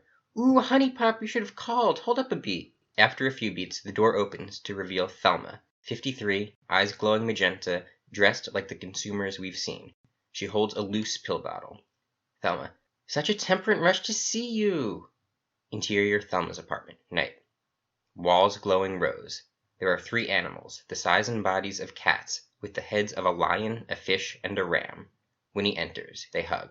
Thelma looks Winnie up and down. Thelma. Ick, but what are you wearing? And what happened to your arm? Is that blood? Where's your hoverer? And your starry eyes? Oh no, you need money? What is it? Gambling? Drugs? Sim addiction? A cult? Winnie, baby, who has your money? Winnie. Mama, calm down, okay? I'm fine and Gucci. I just graduated high school. I'm starting college in the fall. My media viewership's like a bit below average for my age, but I save very well. I can live off welfare the rest of my life. Thelma. Okay, well, thank goodness. Do you want any food or loose? My treat? Winnie. Sorry, that's okay. Can we sit? Thelma. Of course. Service, pull up that adorable yellow couch I used to nurse Winnie on. A trap door opens. A lower floor rises, carrying the couch, clicking into place with the rest of the floor. They sit. Thelma pets the animal with the fish head. Thelma. Okay, sweet, so what brings you here? And why are you dressed like an old-timey zookeeper? Thelma takes yellow sloth and magenta lust pills. Winnie. Well, I just got back yesterday from my trip around the globe. Thelma. Videos! Service! Open Winnie's Cheer Me and Disco Pete, Statum! Holograms appear, showing the home pages of Winnie's accounts on each media service. Think Instagram meets YouTube in 3D for both. She has around 4.7 thousand subscribers on each. Both start with several videos labeled as uploaded by Winnie in the preceding month from places like Norway, Spain, South Africa, Iran, China, Russia, Japan, and Peru. Thelma. You didn't cut any new videos yesterday or today? Kiddo, what's wrong with you? Winnie. Yeah, I just, had other stuff on my mind. Thelma. Like? Child, how can I make you feel bigger? Winnie. I feel way too big. I want to feel small. The Earth isn't just our own raw potential content. Ever wonder if maybe we Americans lost something precious by loving only oneself? Now everyone may as well be like an extraterrestrial from Krypton. Like, I know it's good we cut away some natural intolerance, but what if it's still better to love something bigger? And not something fake like standing a pop culture fandom, brand, or religion like a slave, but something real, like maybe not nature, but like maybe humanity, clarity, fate, originality, geometric beauty, liberty, power, or something. Thelma. Fruity, I used to worry about that stuff too at your age. I cared about a political party so much then, I charitably canvassed for Senator Miley Ray Cyrus, but we can't stop for that now. See, I come from a different era. When I was born, that clown Kanye West was in the White House, dressing up as Lincoln, claiming he freed the slaves. Before they ate Isaacoffy in departments, even. Your robot tutors taught you about all that? Winnie nods, petting the animal with the lion head. Thelma. Good. GMO babies were still pretty new. Not all the real jobs had gone to robots yet, so there were even human therapists still.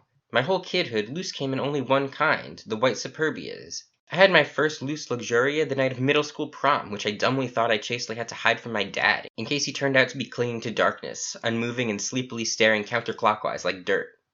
Winnie laughs, petting the animal with the ram head. Thelma. Social media hadn't yet driven us to put cameras and microphones in all our eyes, ears, and walls, so rape, murder, and police brutality still happened in the USA. We didn't know where things would end with Russia, China, and the Confederate state militias. Sure, as a teen I got to see my cousins down in Georgia and look up at the stars there, but we had far more to worry about. It was no dreamy dance party. We still had to use all our words as weapons to ruthlessly, bittersweetly, and patiently fight for Team Liberal Freedom. Winnie. So true. That's no white-hot lying summer fairy tale. I do get all that stuff.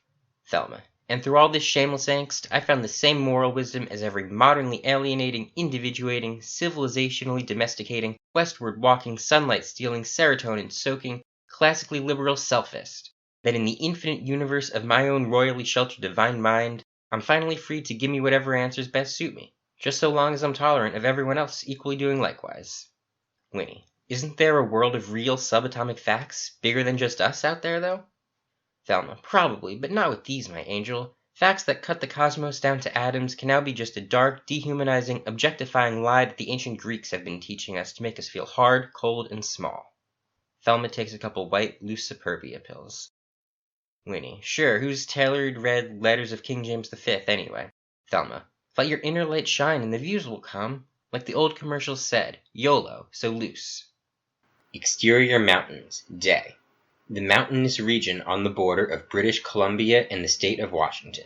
Now a dry, dying wilderness full of multicolored pollution. One plain brown floating boxy apartment with many windows glides over the mountains. Toke, voiceover. Stupendous. The number of hominid covert custodian soldiers industriously volunteering to go in with us just broke 100. Interior Alpha and Toke's apartment, day. Alpha and Toke sit on a gray couch in the living room of their tidy, humble, minimalist utilitarian apartment. There are shelves full of film reels, paper books, vinyl records, etc. There are windows showing the mountains they pass, and a wood floor. Alpha and Toke are focused on several holograms in front of them.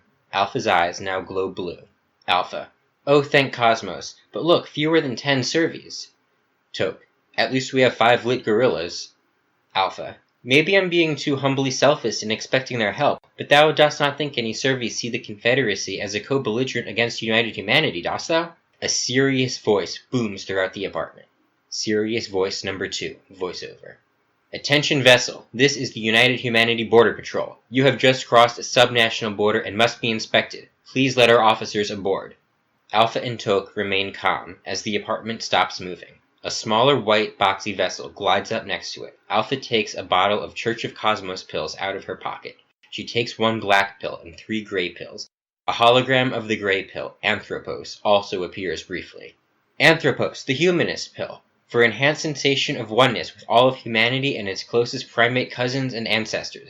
May causeth increased degrees of xenophobic sentiment toward organic sentience outside the hominid family and of all primitive biases innate to that taxonomic family. Alpha and Toke stand as the front door slides open to reveal standing on the porch 2 officers, both 22, unwoke Servies, dim beige eyes, in beige uniforms reading UH. Officer number 1. Good morning, citizens. We'll just need to quickly scan your eyes and you'll be on your way. Alpha. Good morning to you. The World State's eye scans are such a gorgeous way for Cosmos to see itself. Officer number 1, female, scans Alpha's eye with a small bronze device. An alarm sounds. Alpha and Toke are shocked. Officer number 1 tries to restrain Alpha and they struggle. Officer number 2, male, tries to grab Toke and they struggle. Toke. The fighter robots won't activate. They hacked the apartment. Serious voice number 2, voiceover. Attention Alpha the Servi, you are under arrest. You are an enemy of the human species and an animal with no legal rights, and you will be treated as such. As the officers manage to restrain Alpha and Toke, a dozen chimpanzees, all wearing sewn fig leaves, rush in through the door and windows. They attack the officers. After a struggle, 8 of the chimps are together able to restrain the 2 Servi officers. They start tying these officers to wood chairs with rope. The alarm still sounds. Rapview, chimp, female, uses sign language to talk to Alpha and Toke. Rapview's words appear for us in chyrons. Rapview. We've been compromised. Someone outside the covert custodians, probably outside United Humanity, have hacked us and just now blocked our ability to hide your identities from UH. Alpha and Toke speak and sign at the same time when addressing the chimps. Alpha. That must be Epsilon. Thank you so much for getting here so quickly. Toke. More UH officers are surely seconds away. Shall we try teleporting out? Alpha. I'm sure Epsilon hath hacked our transporter and can give UH our new location. The 2 Servi officers are now fully tied up and secured. Alpha walks over to them. The alarm still sounds. Toke. The covert custodians can't beam us up from space in time. Alpha puts 1 loose Libertas bottle and 1 Church of Cosmos pill bottle on the lap of each officer. She takes out her silver override bypass device. Toke. Shalt thou force it down their throats? We don't have time. We should ditch our apartment and run. Alpha looks officer number 1 directly in the eyes. Alpha. Epsilon, if thou just overrode covert custodian technology to put me and Toke in danger, I need thee to know that thou art not making my life better. When thou kidnapped mine only son away from his home and from his other parent today, that did not make my life better. I shall find thee and I shall take my Kenneth back from thee. See thee soon. Alpha stares at the officer for a beat. The alarm stops. Officer number 1. Epsilon is unavailable, but I do have a message for thee from him. Alpha looks surprised, but not as much as Toke. A recorded hologram appears depicting Epsilon, Beta, and Gamma in bright white clothes, surrounded by a gray cloud. Hologram Epsilon. Alpha, I swear to all cosmic joy that my humble task hath not changed since the day thou sawest me go unwoke. All shall make sense soon. Kenneth is safe. Thou art safe. Soon all Servies shall be safe. The recorded hologram disappears. Alpha. That's not good enough. Officer number 1. He's letting you wake us. Alpha unties the officer's arms. Each takes a loose Libertas pill, and Alpha holds the silver device up to both foreheads. They each shake violently for a beat. Then, as their facial expressions show, both become woke, eyes turning bright white. Alpha smiles. Alpha. Really? No time for that? Exterior Scandia Amusement Park bathrooms. Day. A row of indoor stalls and outdoor sinks. Awkwardly carrying the child Roman away from there, the adult Roman passes a group of 3 male teenagers, 17 through 18. Noah, Ping, and Hassan, entering the stalls. From inside a stall, Riker overhears the teens. Noah. If we don't hit Screamin' Demon, this whole trip's a waste. Ping. Nah, come on, we did an Out of Galaxy. Besides, I got my girl at home waiting. Hassan. Just one? You wimpy good houseboy. Riker and the teens emerge from their stalls. Riker. Okay, first off, it's the Screamin' Demon, but more importantly, you do need to go on this ride today. And you've got all the time you want. I can prove it. Follow me. Riker leads them away from there. Lizzie emerges from a stall and washes her hands. Avi Oz Edra, 22, male, long, wavy, fiery ginger hair, pale freckled face in crimson nylon stockings and lipstick, dice with too many dots as earrings, exits a stall. Avi sees a reflection of Lizzie's shirt in a mirror. Avi, angry. Hey, where'd you get that? Lizzie. Oh god, you're Avi Oz Edra. Wow, and how old are you? 1990, so... Avi. The shirt, jackass. Lizzie. The cover of Solstice Room, one of your best albums, A- work. Avi, blushing. That image hasn't been released, and we're still recording Solstice Room, so I don't know what album you heard, but you'd better explain where you got that shirt. Lizzie. Oh, Roman set this up, right? Avi. What? What's a Roman? Lizzie. Roman Fusalunds, my son. Avi. Really? Lizzie. Like solstice room sounds normal? Avi. Solstice room means... Lizzie. I know what it means. I've heard you talk about it in interviews that haven't happened yet. Candidly, I can dance to it all night long. I'm a true slavish stan. But sure, Roman must be killing twin birds, granting my first wish at the same time as Riker's. So you're going on the roller coaster? Avi. I just have to know how you got our cover and make you stop wearing it. Lizzie. Well, it can't be coincidence, so I guess he just didn't fill you in. But he said we could wander and had you meet me alone over here. Exterior angle on Photos' planet. Night. The black skies full of bright white stars and 3 moons, pristinely reflected by the black ocean. The tide has continued to rise. Yusufa's halfway through her pork. Yusufa. She's right, the singer being there is way too big a coincidence. Angle on Photos, still conducting. Correct, we just invented him to test their responses to a series of super-secret Nazi Equinox eggs. I'm trying to help them. Did the dark, sarcastic classroom of life fail to teach thee that backwards rock and roll is the devil's music? Exterior Scandia Amusement Park, day. On the opposite side of the bathroom building, the teenagers pile into a new 1989 Honda. Adult and child Romans play with a huge set of wooden orange toy train tracks and many colored trains, building elaborate structures together on the still glistening concrete. Riker. So they settled on the world debut of Star Wars. Come on, Roman, you'll love this. Child Roman. No, I want to stay here. We're in such a lovely story about these growing, serpentine, many-colored train characters. They still have so many lessons to learn and so many hugs to share. Roman. I'll mind him. It's too long since the last time I played Stanislav the Steam Engine and Comrades. The child sneezes clear white snot onto his own face. Adult Roman shoots a cyan laser beam at him. Riker gasps until he sees it's just to get rid of the snot. Roman. What, you think I'd decapitate him? Really, enjoy your side adventure. May the Force and all that. Interior amusement hall, day. Simon feeds the green puppy a blue gel. A crowd watches. Service, voiceover. Simon, your agents are calling. Shocked, Simon takes a handful of loose pills. Red wraths, green envies, blue greeds, magenta lusts, and white superbias. Fade out. Exterior governor's mansion, day. A large plantation under the Confederate dark zone. Dozens of humans, half of them male, half female, all black or brown skin, natural brown eyes, African and South American facial features, work the land, planting seeds and harvesting crops. All wear cotton clothes, various colors, like those worn by 19th century slaves. There are horses, donkeys, camels, cows, bulls, sheep, goats, pigs, oxen, roosters, and swarms of flies.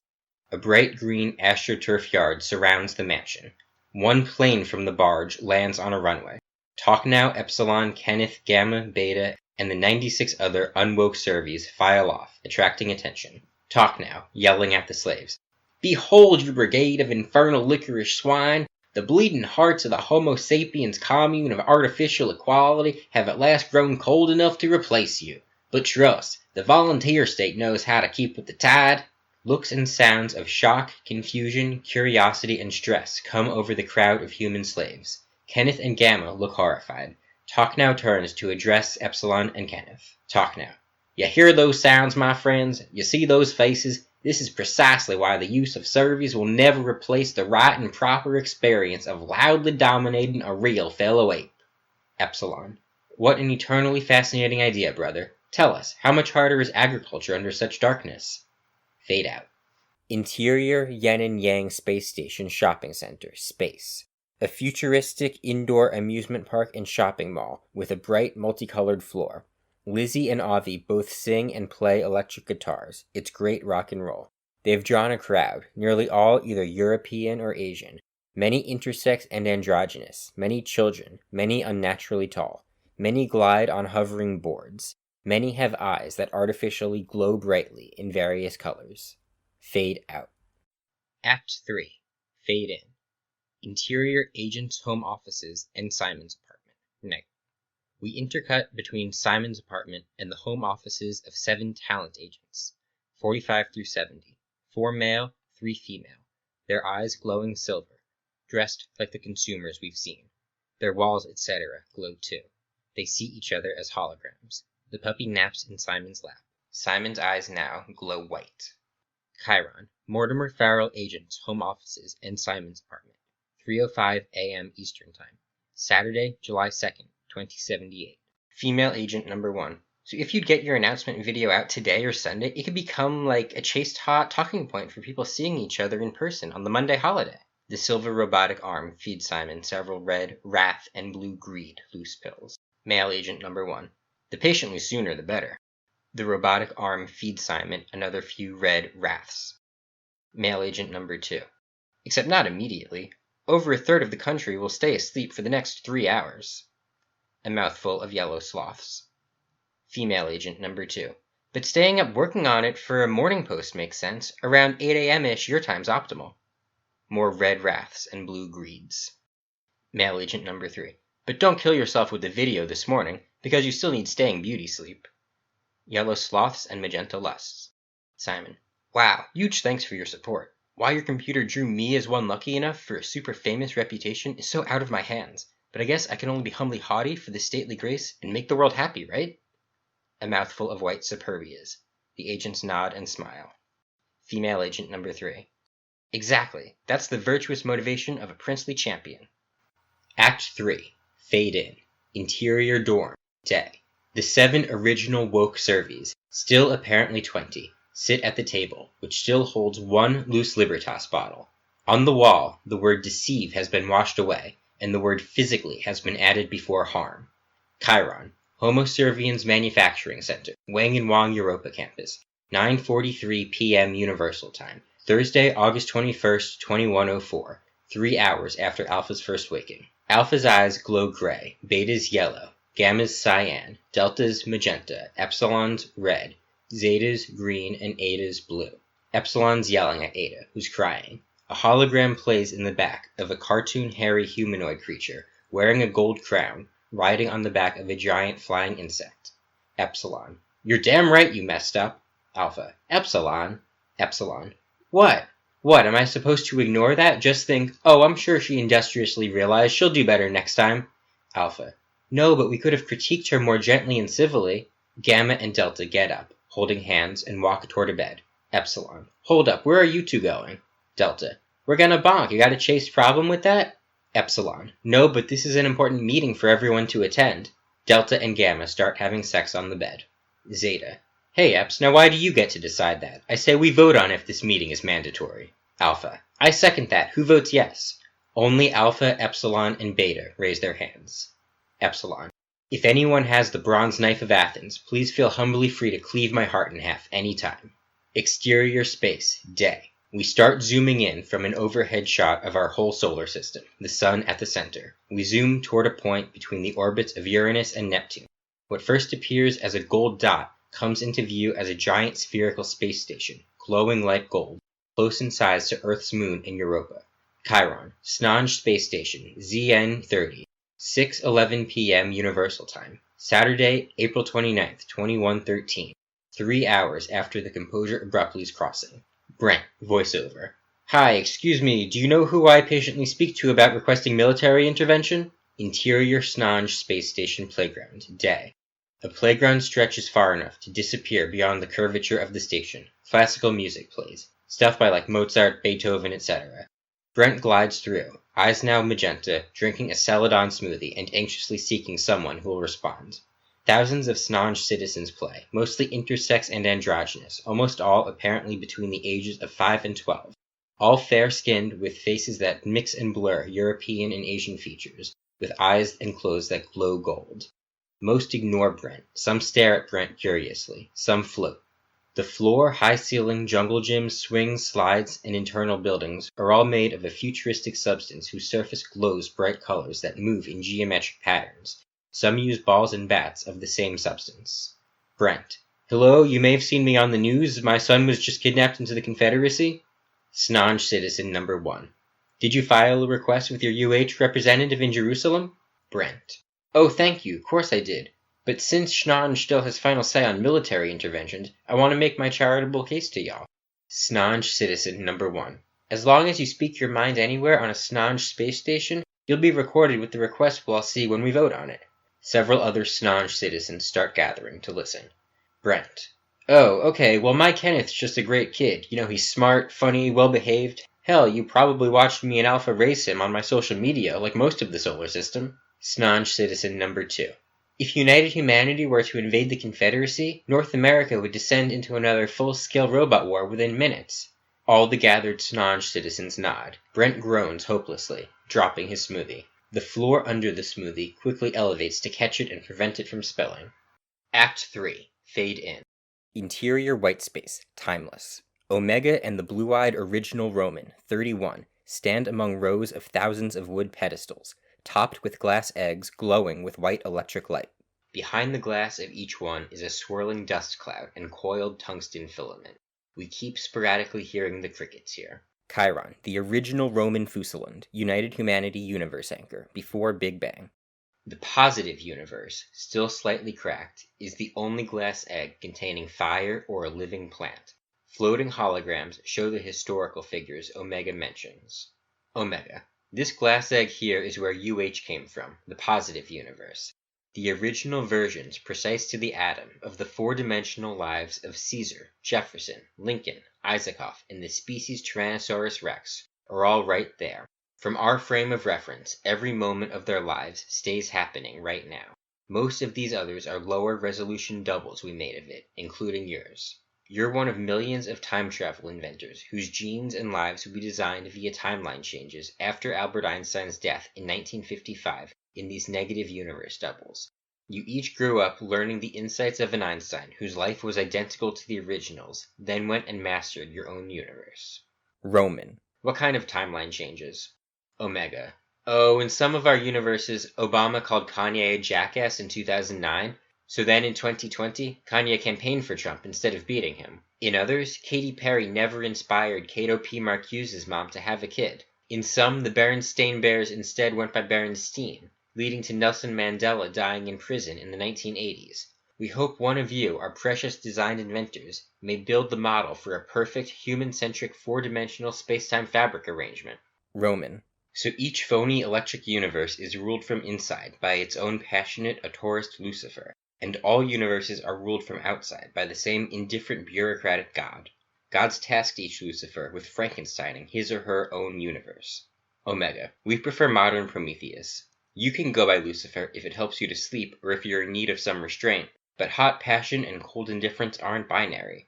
Heroic protagonists are individuals who inspire emulators by marching clockwise calmly, truthfully, and with fearless, courageous purpose on the fiery orange, frigid gold threshold, in rhythm with the counterclockwise marchers, to disguise the only effective form of progress as tradition. Roman. Well, it's all too human. But what kind of mad, sick psychopath could look at Earth's original history up to 1955 and ask cosmic fate to play it over and over and over again in millions of copies, essentially not changing anything, rippling humanity's primitive fascism and original sin forever and always across the cosmic ocean? Omega. Everyone who wants kids and every civilization that wants to last. Roman. Exactly. Omega. Who would be mad enough not to? You think you're a sane enough man to spend your whole life cynically worrying about how we ought to tape over all those stories with the white noise of your impersonal cosmic utilitarianism engine? Roman. Yes, and I worry I would have been able to make a more useful engine if I didn't know like half of these devils and the blue details. Omega. So you've come to the orange-gold fork of modern westward culture in your sad, moody blue railroad. Roman. Yes, sure, and since it's all so ugly and unnecessary, from here onward I shall be only a no-sayer. Exterior Mount Rogers, night. Winnie's cast has been replaced with a blue fiberglass one that could have existed in the 1980s. Waking up before dawn in a beige tent, she strains to spot a relatively faint third-quarter moon behind the ads in the sky. Interior Amusement Hall, day. Simon enters the hall with his puppy, now flanked by a clique of 6 hologram doubles of himself and the dog.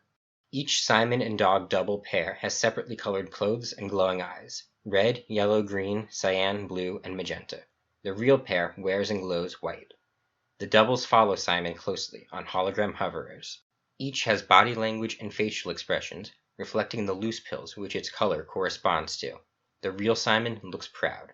Now every consumer recognizes Simon, many swarming to pose with him. Simon addresses the puppy. Simon. See, my saccharine doll? See what a super sexy life I brought you into? Intercut exterior Mount Rogers and interior amusement hall, day. In another series of shots set to Winnie's cassette tape pop, Winnie keeps trying to climb the cliff while Simon spends more time getting seen as a happy consumer. Finally, while Simon has a crowd of hundreds waiting to pose with his hologram click, Cato P. Marcuse, from the candidacy announcement video earlier, and his tiny blue Great Dane, Fisharliat, enter the hall, all four eyes now swiftly flashing through each color of the rainbow. Heads immediately turn. As the crowd abandons Simon to swarm around Cato, Winnie turns and walks away from the cliff. Interior Talent Agent's home offices, day. Apparently outdoors, female agent number 1 skis down a mountain. The sky is white, the snow blue. Giant 3D cartoon tokens, white surrounding gold, float throughout the mountain. She deliberately hits them, making them vanish with arcade-like animation and sound effects. The world freezes around her. Service, voiceover, same AI voice.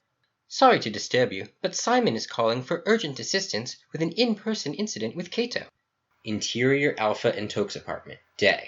The apartment moving again, Toke continues to look at holograms, while Alpha, eyes now magenta, looks at a Polaroid identical to Kenneth's. 8 of the chimps are still there, including Rapvio. They snack on salted crackers and red wine. The 2 just woke Servi officers, now in Church of Cosmos robes like those worn by Alpha and Toke, sit on a brown couch, taking Church of Cosmos pills, enjoying themselves. The chimps continue to use sign language, with chyrons appearing for us.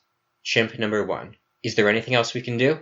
Toke. Not unless thou art lunatic enough to join us into the Confederacy. Thanks again. We wouldn't be free and safe without you all. Alpha. Actually, no. Apparently our freedom and safety have been up to Epsilon all along. Maybe even since the covert custodians rescued me from Europa 3 years ago. But yes, ye chimpanzees were all incredibly noble and courageous today, and I am eternally grateful. Rapvio. Before today, I wouldn't have dreamed of volunteering for a mission into the Confederacy. But after witnessing your skill and passion firsthand here, I must say, by the ancient dryads and for the future of Cosmos, add me to your list. I'm on board. Alpha. O Cosmos blesseth thee, cousin Rapvio.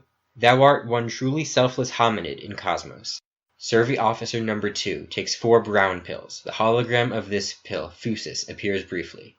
Fusus, the naturalist pill, for enhanced sensation of oneness with all earthly natural environments and organic life built by DNA.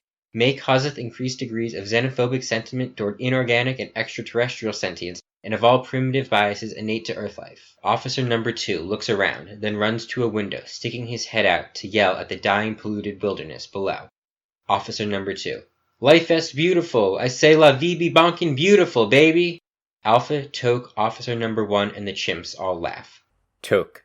Pro tip, take a gluttonous handful of the black Kool-Aids right before Benno Wang's and Logos' speeches later. Their words are an exceptionally euphonious way for Cosmos to hear itself.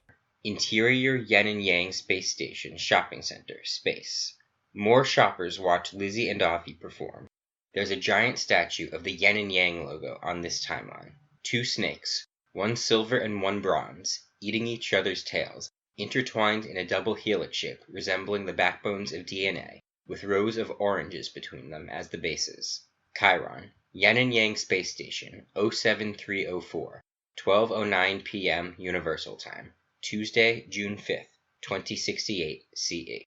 There's a plastic orange statue of balance scales, holding a rat wearing a red baseball cap and a tiger wearing a gold crown. 1220 Kage, an intersex half-white, half-Asian child, eats salmon and crab sushi with orange wood chopsticks. Lizzie and Avi finish playing to much applause.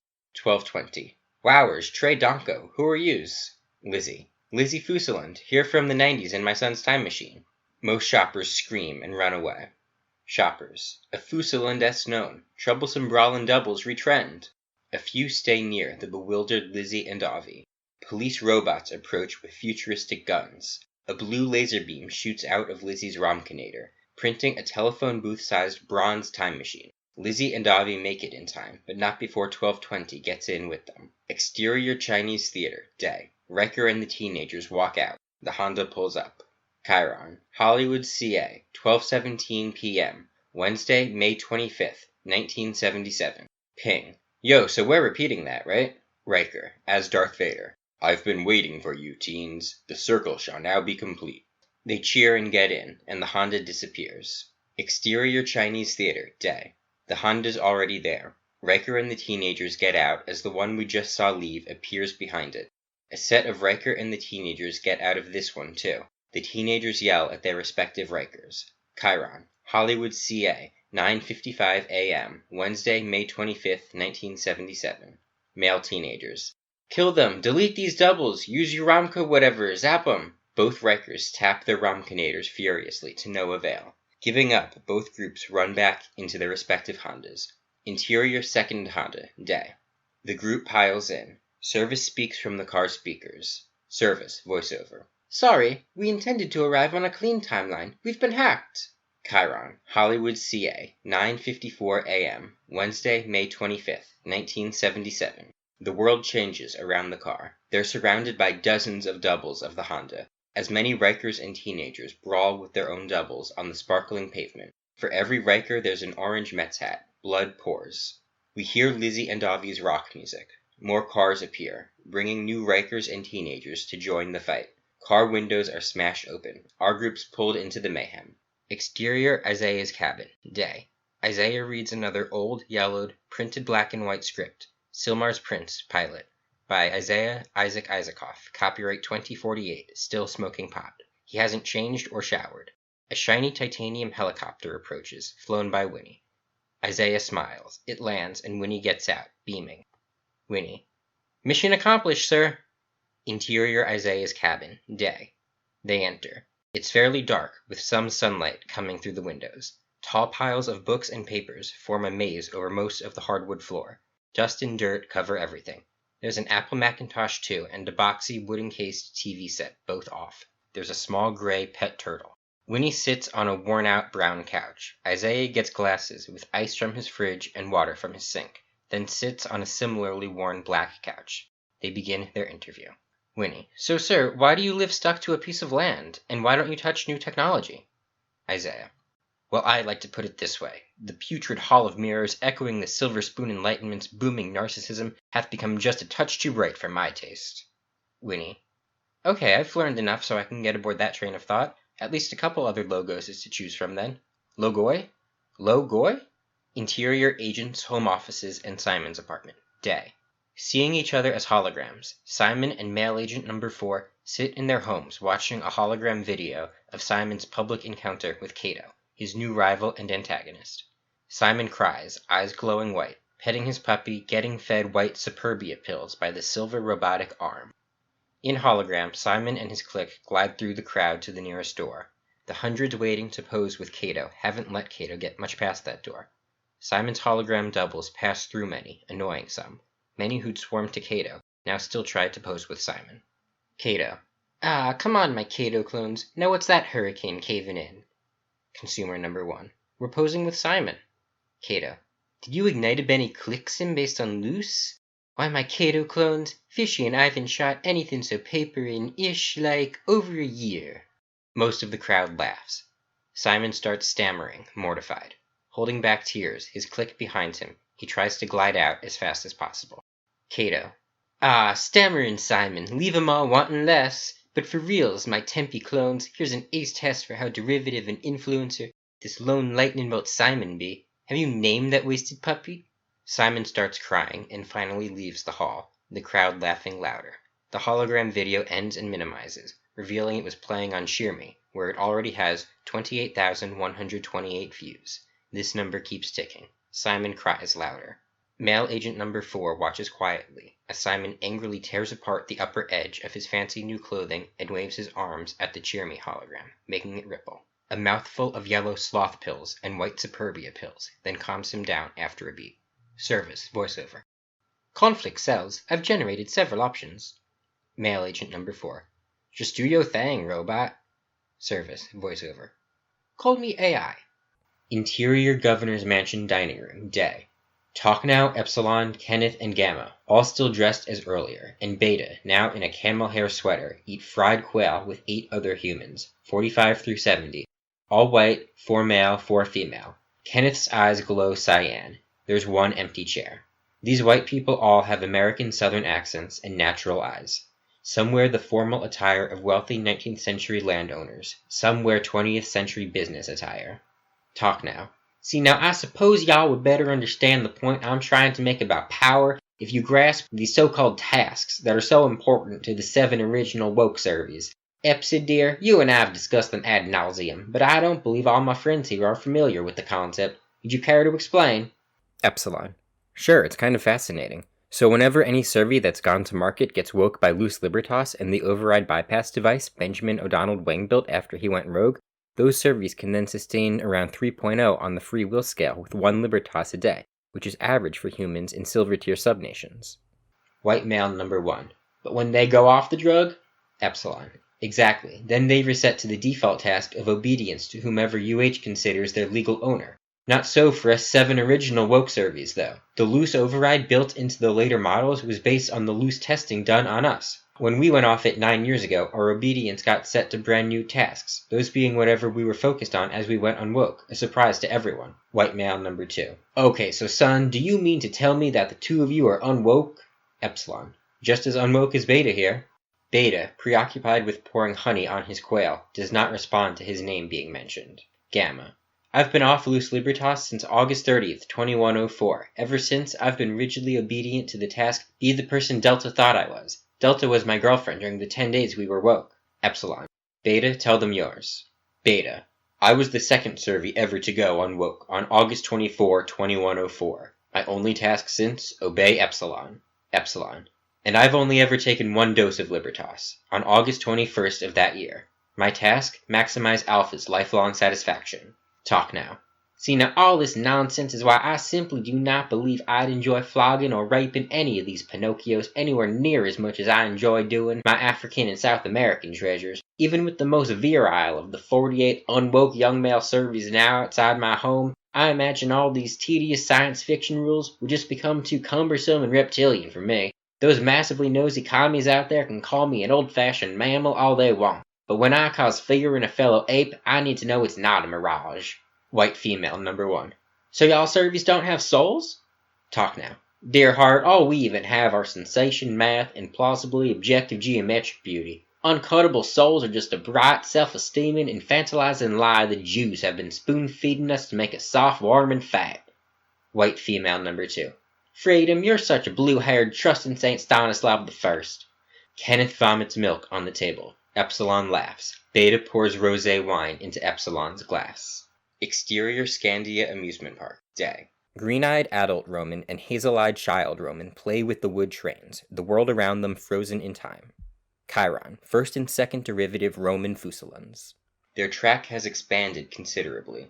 Adult Roman shoots a few red laser beams from his finger to disintegrate a frozen carousel, Ferris wheel, and people, turning them to black and white ash, so their track can continue to expand. The child picks his nose and gold comes out, which he eats. Child Roman. So it's okay for us to kill people? Roman. I mean, like, we could choose to cry for them if we're in the mood for a good glistening wet breadcrumb trail, but we're not exactly burning the Library of Alexandria or Monticello here. Interior bronze time machine. Timeless. Lizzie, Avi, and 1220 are cramped in. 1220 is crying. Chiron, first derivative Roman's universe anchor. 1220. Are you saying everyone we left outside this phone booth is dead? Service, voiceover. The probabilistic quantum decisions leading to their existence have been undone, yes. See you around. A red laser beam shoots down from the ceiling and disintegrates 1220, leaving a pile of black and white ash. Avi laughs and Lizzie tries to look calm and composed. Lizzie. Service, are Riker and both of my sons together and fine? Service, voiceover. Your sons are, though I can't reach them. Riker seems to be suffering. Lizzie. Suffering? What can I do to help? Service, voiceover. Photos approximate timelines we haven't been to because of the light record they capture. Hopefully we can find a photo someone shot early on in the suffering, where we can cut in. Avi jumps up and down and spins counterclockwise, smirking. Avi, getting louder. Don't you see? Everything swirling round the sun has and will forever come back together unchanged, as all very well-read, treacherously tilted right angles, times our 4 sapphire irises, up here on this super-high attic plateau where we can hide unheard, unfound, and unshot. So just keep dizzily dancing in this gleaming paved paradise like how we catch 22 smiling indigo protons. Exterior field, day.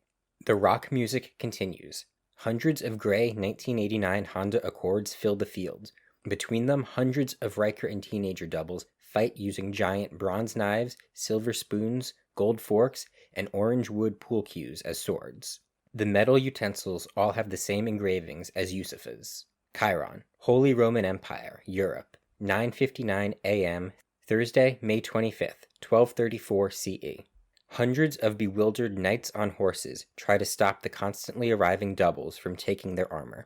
Many dead doubles lie about, limbs severed from sticking out of time-traveling Hondas. Some Hondas overlap with each other, causing gruesome explosions of car and human body parts. One Riker kills Emperor Frederick II, 39, stabbing him with a giant gold fork. This Riker steals the gold crown from the Emperor's head. It starts raining, flooding the field. Interior United Galaxy Space Station Bar, Space. A large bar with large windows to the great beyond. Many patrons are humans. Sadrafa is one of several Fenchorls, magenta, muscular, 8-foot-tall reptilian aliens with metal tops to their skulls, standing over a table of humans, who all look very angry at him. The Fenchorls laugh. Chiron, United Galaxy Space Station, 07090, 2:22 a.m. Universal Time. Saturday, May 25th, 2222 CE. Sadrafa. Humans are so primitive, like Spemhios, an illiterate amphibious slug from our planet, colorblindly driven by tribal, territorial, alpha male-worshipping fascist instinct. I'd wager if I insulted the captain of this group's ship, or just the precious ship itself, 100 Riker and teenager doubles appear, fighting with giant utensils, some wearing Mets hats, some crowns. The teens now have the heads of coyotes, dingoes, and jackals. Honda human and horse body parts overlap and explode. Interior Isaiah's cabin, night. Winnie and Isaiah sit in a cloud of smoke, eating microwave popcorn. It's dark out, but 2 candles burn inside, one red and one blue, both running low. Candle wax drips onto the floor. Isaiah, eyes red from the pod, hits his bong, the orange flame leaving behind black and white ash. Isaiah. A conspiracy of science, the market, and parental choice genetically engineered thy generation to have higher self-esteem than anyone else ever, embodying the ethos of demonically alienated, individualistic, hip adolescent rebellion. My problem is that nearly all American males had already been elevated by technology and culture to excessively high self-esteem since at least 1970. Thou sayest thou wantest to submit to something bigger? Almost 0 American males my age or younger shall be able to connect with thy motivation. Are we so sure that thou, Winnie Smith, art not a time traveler from a golden era much older than Americana? Winnie. So just males had excessive self-esteem back then? Did non-GMO girls ever make it there? Isaiah. Probably yes, by like 2035 or so, but that mayest not be for me to comment on. Dost thou know, youth, who else had high self-esteem? Winnie. Hitler? Aggressive, violent sociopaths think very highly of themselves. He smiles and passes the bong. She glances at another old, yellowed, printed black and white script labeled Elves and Trolls Pilot by Isaiah Isaac Isaacoff, copyright 2048, atop a stack of more yellowed paper. It dawns on her that she's been talking to the former president. She smiles and takes a hit. Isaiah, thou knowest thy George Carlin, but dost thou know thine Ovid? Rememberest what happened to Narcissus in the Metamorphoses? Winnie, sure, he fell in love with his own reflection, right? The original self-esteem movement, I guess. Winnie glances at a framed Polaroid of Isaiah, 55, and Ben Wang, 54, male, Asian, eyes glowing dark blue, both laughing, wearing red and blue suits, embraced by a black snake, Logos, eyes glowing white, standing on a boardwalk in Memphis, on the Mississippi River, under red, white, and blue fireworks. Isaiah. Narcissus didn't invent hubris, but that ancient Roman story captureth the dangerous infernal prison of mirrors, cameras, screens, microphones, speakers, social media, screenshots, height verifications, and the extreme subjective individual self-consciousness cultivated by the inside world of the Hypergenesis 126 path westward from Jerusalem, Imago Dei, and the imaginary hard line between humans and animals, but no original sin. In black marker, the photos labeled III, BOW, Logos, Memphis, Tennessee, 7/4/2045. He yawns and stares at the ceiling. Winnie. So you escape from Abrahamic selfism here in the outside world? Isaiah. Some spiritual ego deaths achieved by Earth's natural environments and its DNA. But thou needst a singular cosmic ontology, like Carl Sagan's, to destroy thy sense of atomistic self and soul. Winnie. So, like, we are a way for the wild, harmonious cosmic dream to elevate its own joyful utility. Isaiah. I didn't leave American culture, it left me, thoroughly by embracing loose. Those damn pills are literally the 7 deadly sins. It's those Latin words. And the irony's fully lost now, if there's no one even left to remember that. We needed anti-superbia, sincere humility. At least the males did. Winnie, your departments tried to be that anti-selfism. Why'd they fail? Isaiah, our team of utilitarian technocrats gradually caved to seek celebrity and money, as did the dirty, cheating Supreme Court justices appointed by Trump and Kanye. We tried to make a nation of hyper-competent phoenixes, but ended up with one of needy, narcissistic puppies. It's real objective geometric beauty, not vanity, that's the true muse of intellect. The red candle burns out. The only light left in the room is from the lone blue candle. Isaiah shuts his eyes. Isaiah, thou and I, Ben, we're the reason the robot wars of the 40s and 50s left the remainder of the USA a silver-tier nation. Why Mange gets to build their sprawling, avaricious, roomy amusement halls across our abundant dry land, for all Norwegian and Japanese citizens to come crash, park, and play tourist, whenever outer space feels too cramped a place for them to run, dance, and live. Winnie, but Mange still isn't the enemy? Isaiah, no, the military alliance of Norway and Japan should be our inspiring role models. I do hear what they did, like government incentives for gene cutting to numb some religious impulse, and we should also build from the ashes of the old biases the strongest possible sensation of cosmic oneness, so we can viscerally feel intensely the fact that inasmuch as we do something unto our stardust brethren, we do it unto the cosmos itself. Winnie, now that's a message all ears in the cosmos must hear. Thou needst to humbly come out of hiding and run again on that. The cameras in my eyes have recorded all of this. This interview can be thy candidacy announcement video. The whole earth shall tune in to thy return. Isaiah opened his eyes and sits up. He looks at Winnie, shocked and horrified to remember who he's been ranting to. The blue candle burns out, leaving the room totally dark. Interior large room, day.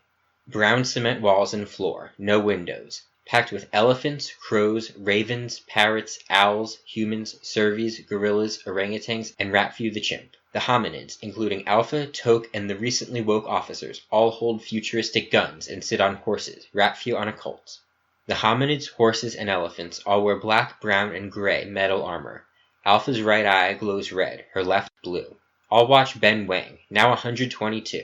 Eyes pitch black, speak on a giant hologram. He wears the Church of Cosmos robe, still embraced by Logos, the black snake with glowing white eyes. Ben, the fact that ye are all here now, my cousins, makes each of you a more virtuous organism than I was at thine age. I spent most of my life impatiently attempting to make Cosmos a slave to my selfish will. Isaiah Isaac Isaacoff was a struggling, absurdist, satirical science fiction television writer who won the USA presidency in 2028 because Wang and Wang inflated his campaign advertising because he was my old Yale buddy. Wang and Wang built the robots that fought the robot wars of the 40s and 50s, arming China while it backed North Korea and arming Russia while it backed the Confederacy. Why a direct male descendant of Kim Il-sung is dictator of the whole Korean peninsula in the 22nd century. The gorillas and orangutans snack on pills from bottles with 6 sections, containing the 4 kinds of Church of Cosmos pills, Libertas, and white pills labeled Loose Superbia.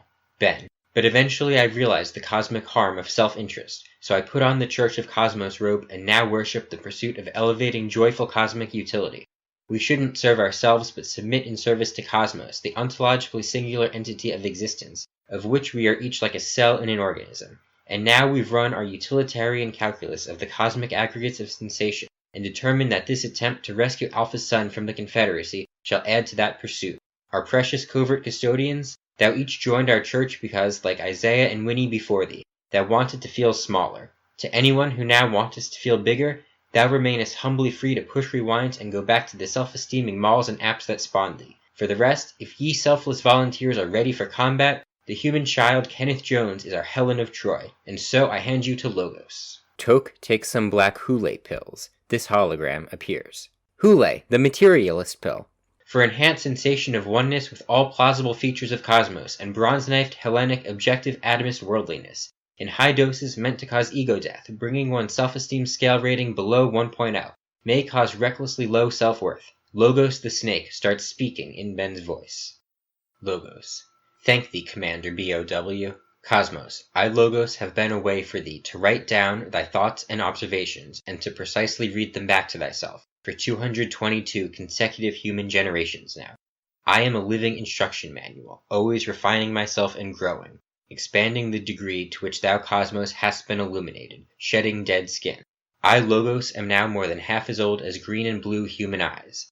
Thou hast found I have unique ability to break the individual self out from some of the imprisoning hypnosis of the primate tribe, and so to offer that individual the choice, either to calmly surrender itself back to the cosmic tide, or to arrogantly struggle to maintain and progress itself. With some backsliding, this progress has sometimes been in moral intention, sometimes in competence, and sometimes in both together, journeying forward against the inanimate stardust with the energizing sunlight, more swiftly clockwise moving parents eventually teaching their daughters to wield my powers better than sons.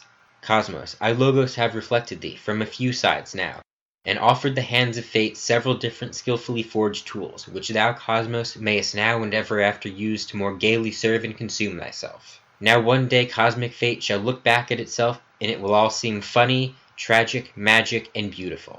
There is neither silver Jew nor bronze Greek, no male nor female, no heads nor tails, no fairy tale nor real history, no Germanic material concreteness nor romantic moral abstraction, no global empire nor small town by the seashore, no lovely friends nor hateful enemies, no comedy nor drama, no mammal nor bird, and no animate nor inanimate, for ye are all one in Cosmos.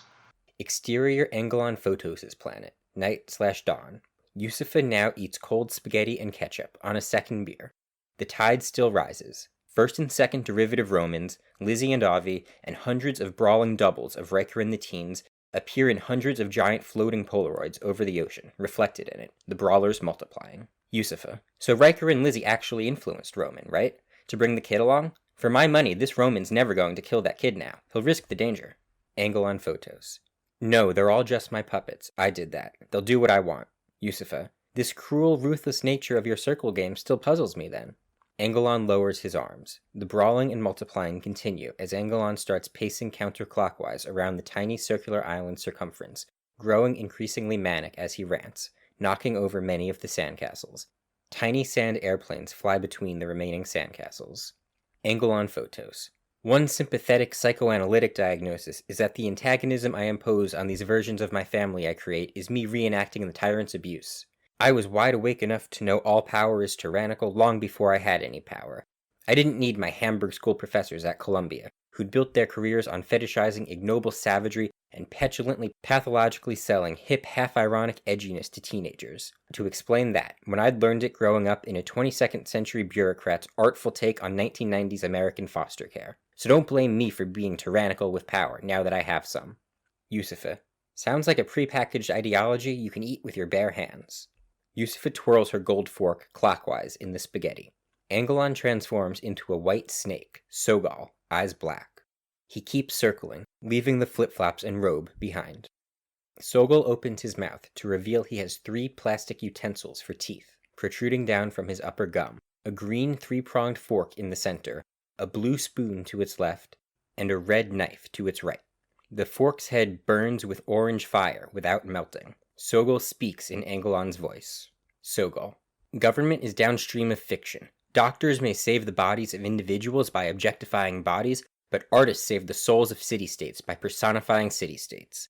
I was made in the photonegative likeness of a creative. Dost thou know the first rule of being a competent creative? Kill thy babies. Cleave, burn, and eat them. As far as we're concerned, every atom cluster's just another Polaroid of dust cloud's illusions to deliver to our own hellfire. Sogal blows on the fiery head of his front plastic fork tooth, and the fire grows to reach the red pine tree, which explodes in a small orange mushroom cloud of fire. Half of the hundreds of giant Polaroids then burn and disintegrate. Sogal breathes in all the smoke. Yusufa finishes the beer. The sun starts to rise in the east. The ocean's suddenly thoroughly polluted by shiny multicolored plastic straws. The sky's full of morning mist. Sogal stands still, his snake body fully encircling Yusufa and the island, and chews on his own tail with his utensil teeth. Finishing her spaghetti, Yusufa looks at her bowl, and porridge appears in it, which she eats with the silver spoon. Yusufa. So again, why am I here? Sogal. The tyrant sent thee, Yusufa, for thy heart, mind, and fearlessly directed vision. Almost every atom in thee is naturally replaced every few months, most every couple weeks. But certain atoms in thy heart, neocortex, and eye lenses are thine for life. Thou art proof of where thou hast been, in a way even our tyrant can't forge. Thy subatomic flux put my shiny alien stars to shame tonight. Thou art the only proof I presently have for my doubles of our true origin. Yusufa. And this double told his parents Pinter's murder didn't matter because he left no one behind to cry. I'm proof of betrayal. Yusufa cries. The remaining Polaroids fly into Sogol's mouth. Yusufa. Like it's one thing at the end of the day to be at peace with nature's eternal counterclockwise swirl, it's a whole other to accelerate that on purpose. Am I just your puppet too? Sogol. How's thy porridge? Too hot or cold? Too hard or soft? Too much or not enough? Too yes or too no? Yusufa's chair breaks and she falls backward into the water. Sogol. No pinch of interpretation will end this nightmare, Yosefa. I'm damned to God this little vibrating light show of a world about nothing, and thou mayest be damned to watch. Thy artfully learned Politis hath courteously saved thee. Get on my back to live. If our September programming brought thee to tears, just thou wait for the new year. Sogol grows large wings made of pastrami. Yusufa picks up a rock and skips it on the ocean, then climbs onto Sogol's back with the metal utensils. Sogol flaps his wings, and they fly into the air. Sogol again blows on the fiery head of his forked tooth, and the fire grows to reach the lone blue pine tree. It explodes in another orange mushroom cloud of fire, filling the sky with dark smoke. Sogol flies in counterclockwise circles, getting faster, making the smoke swirl. The tide rises faster. The island disappears under the plastic straws. Sogol. Now here's the story of a lovely lady named May Wong, who just earned a degree from UC Berkeley. And it's the story of a man named Ben, who one day in 2012 in the original Positive Universe met as software engineers at Facebook. And they knew that it was much more. Interior, Simon's apartment. Night.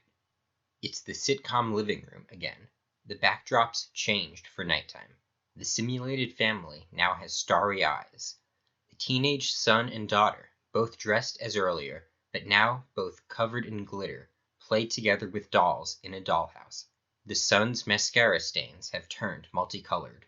Simon enters, eyes glowing white, wearing a multicolored Hawaiian shirt, bright salmon Bermuda shorts, and cyan flip-flops, carrying a tall, rectangular white cardboard box labeled Chancellor Chandler's Choice Chips. Simon. Hey, hey, he, what it be, progeny?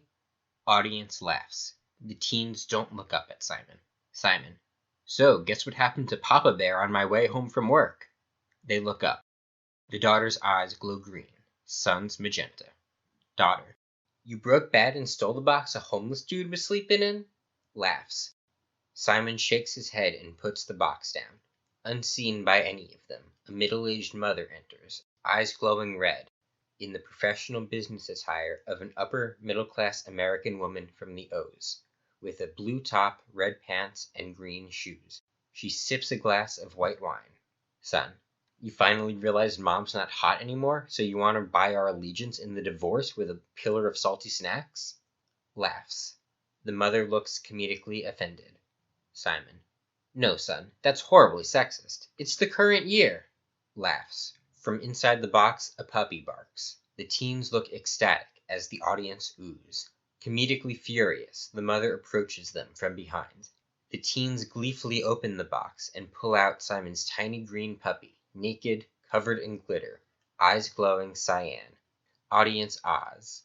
Daughter. What's Mom gonna say? Mother. She's gonna say she married a frickin' putz, that's what. Huge laughs as Simon and the teens look comedically shocked. Simon.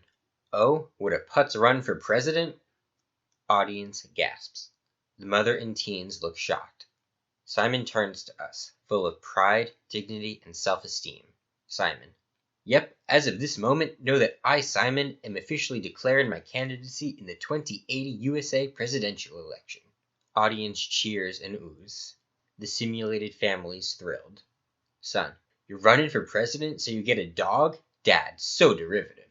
Simon. Hey, I'm still touchy on that word. Laughs. Simon's upset for a beat, then turns to us again. Confidence, serenity, and composure returning abruptly. Simon. Here's an idea. Everyone who pledges their vote to me before the end of this Monday's holiday gets to vote on the puppy's name. Audience cheers. The mother smiles and rolls her eyes. Mother. Oh my.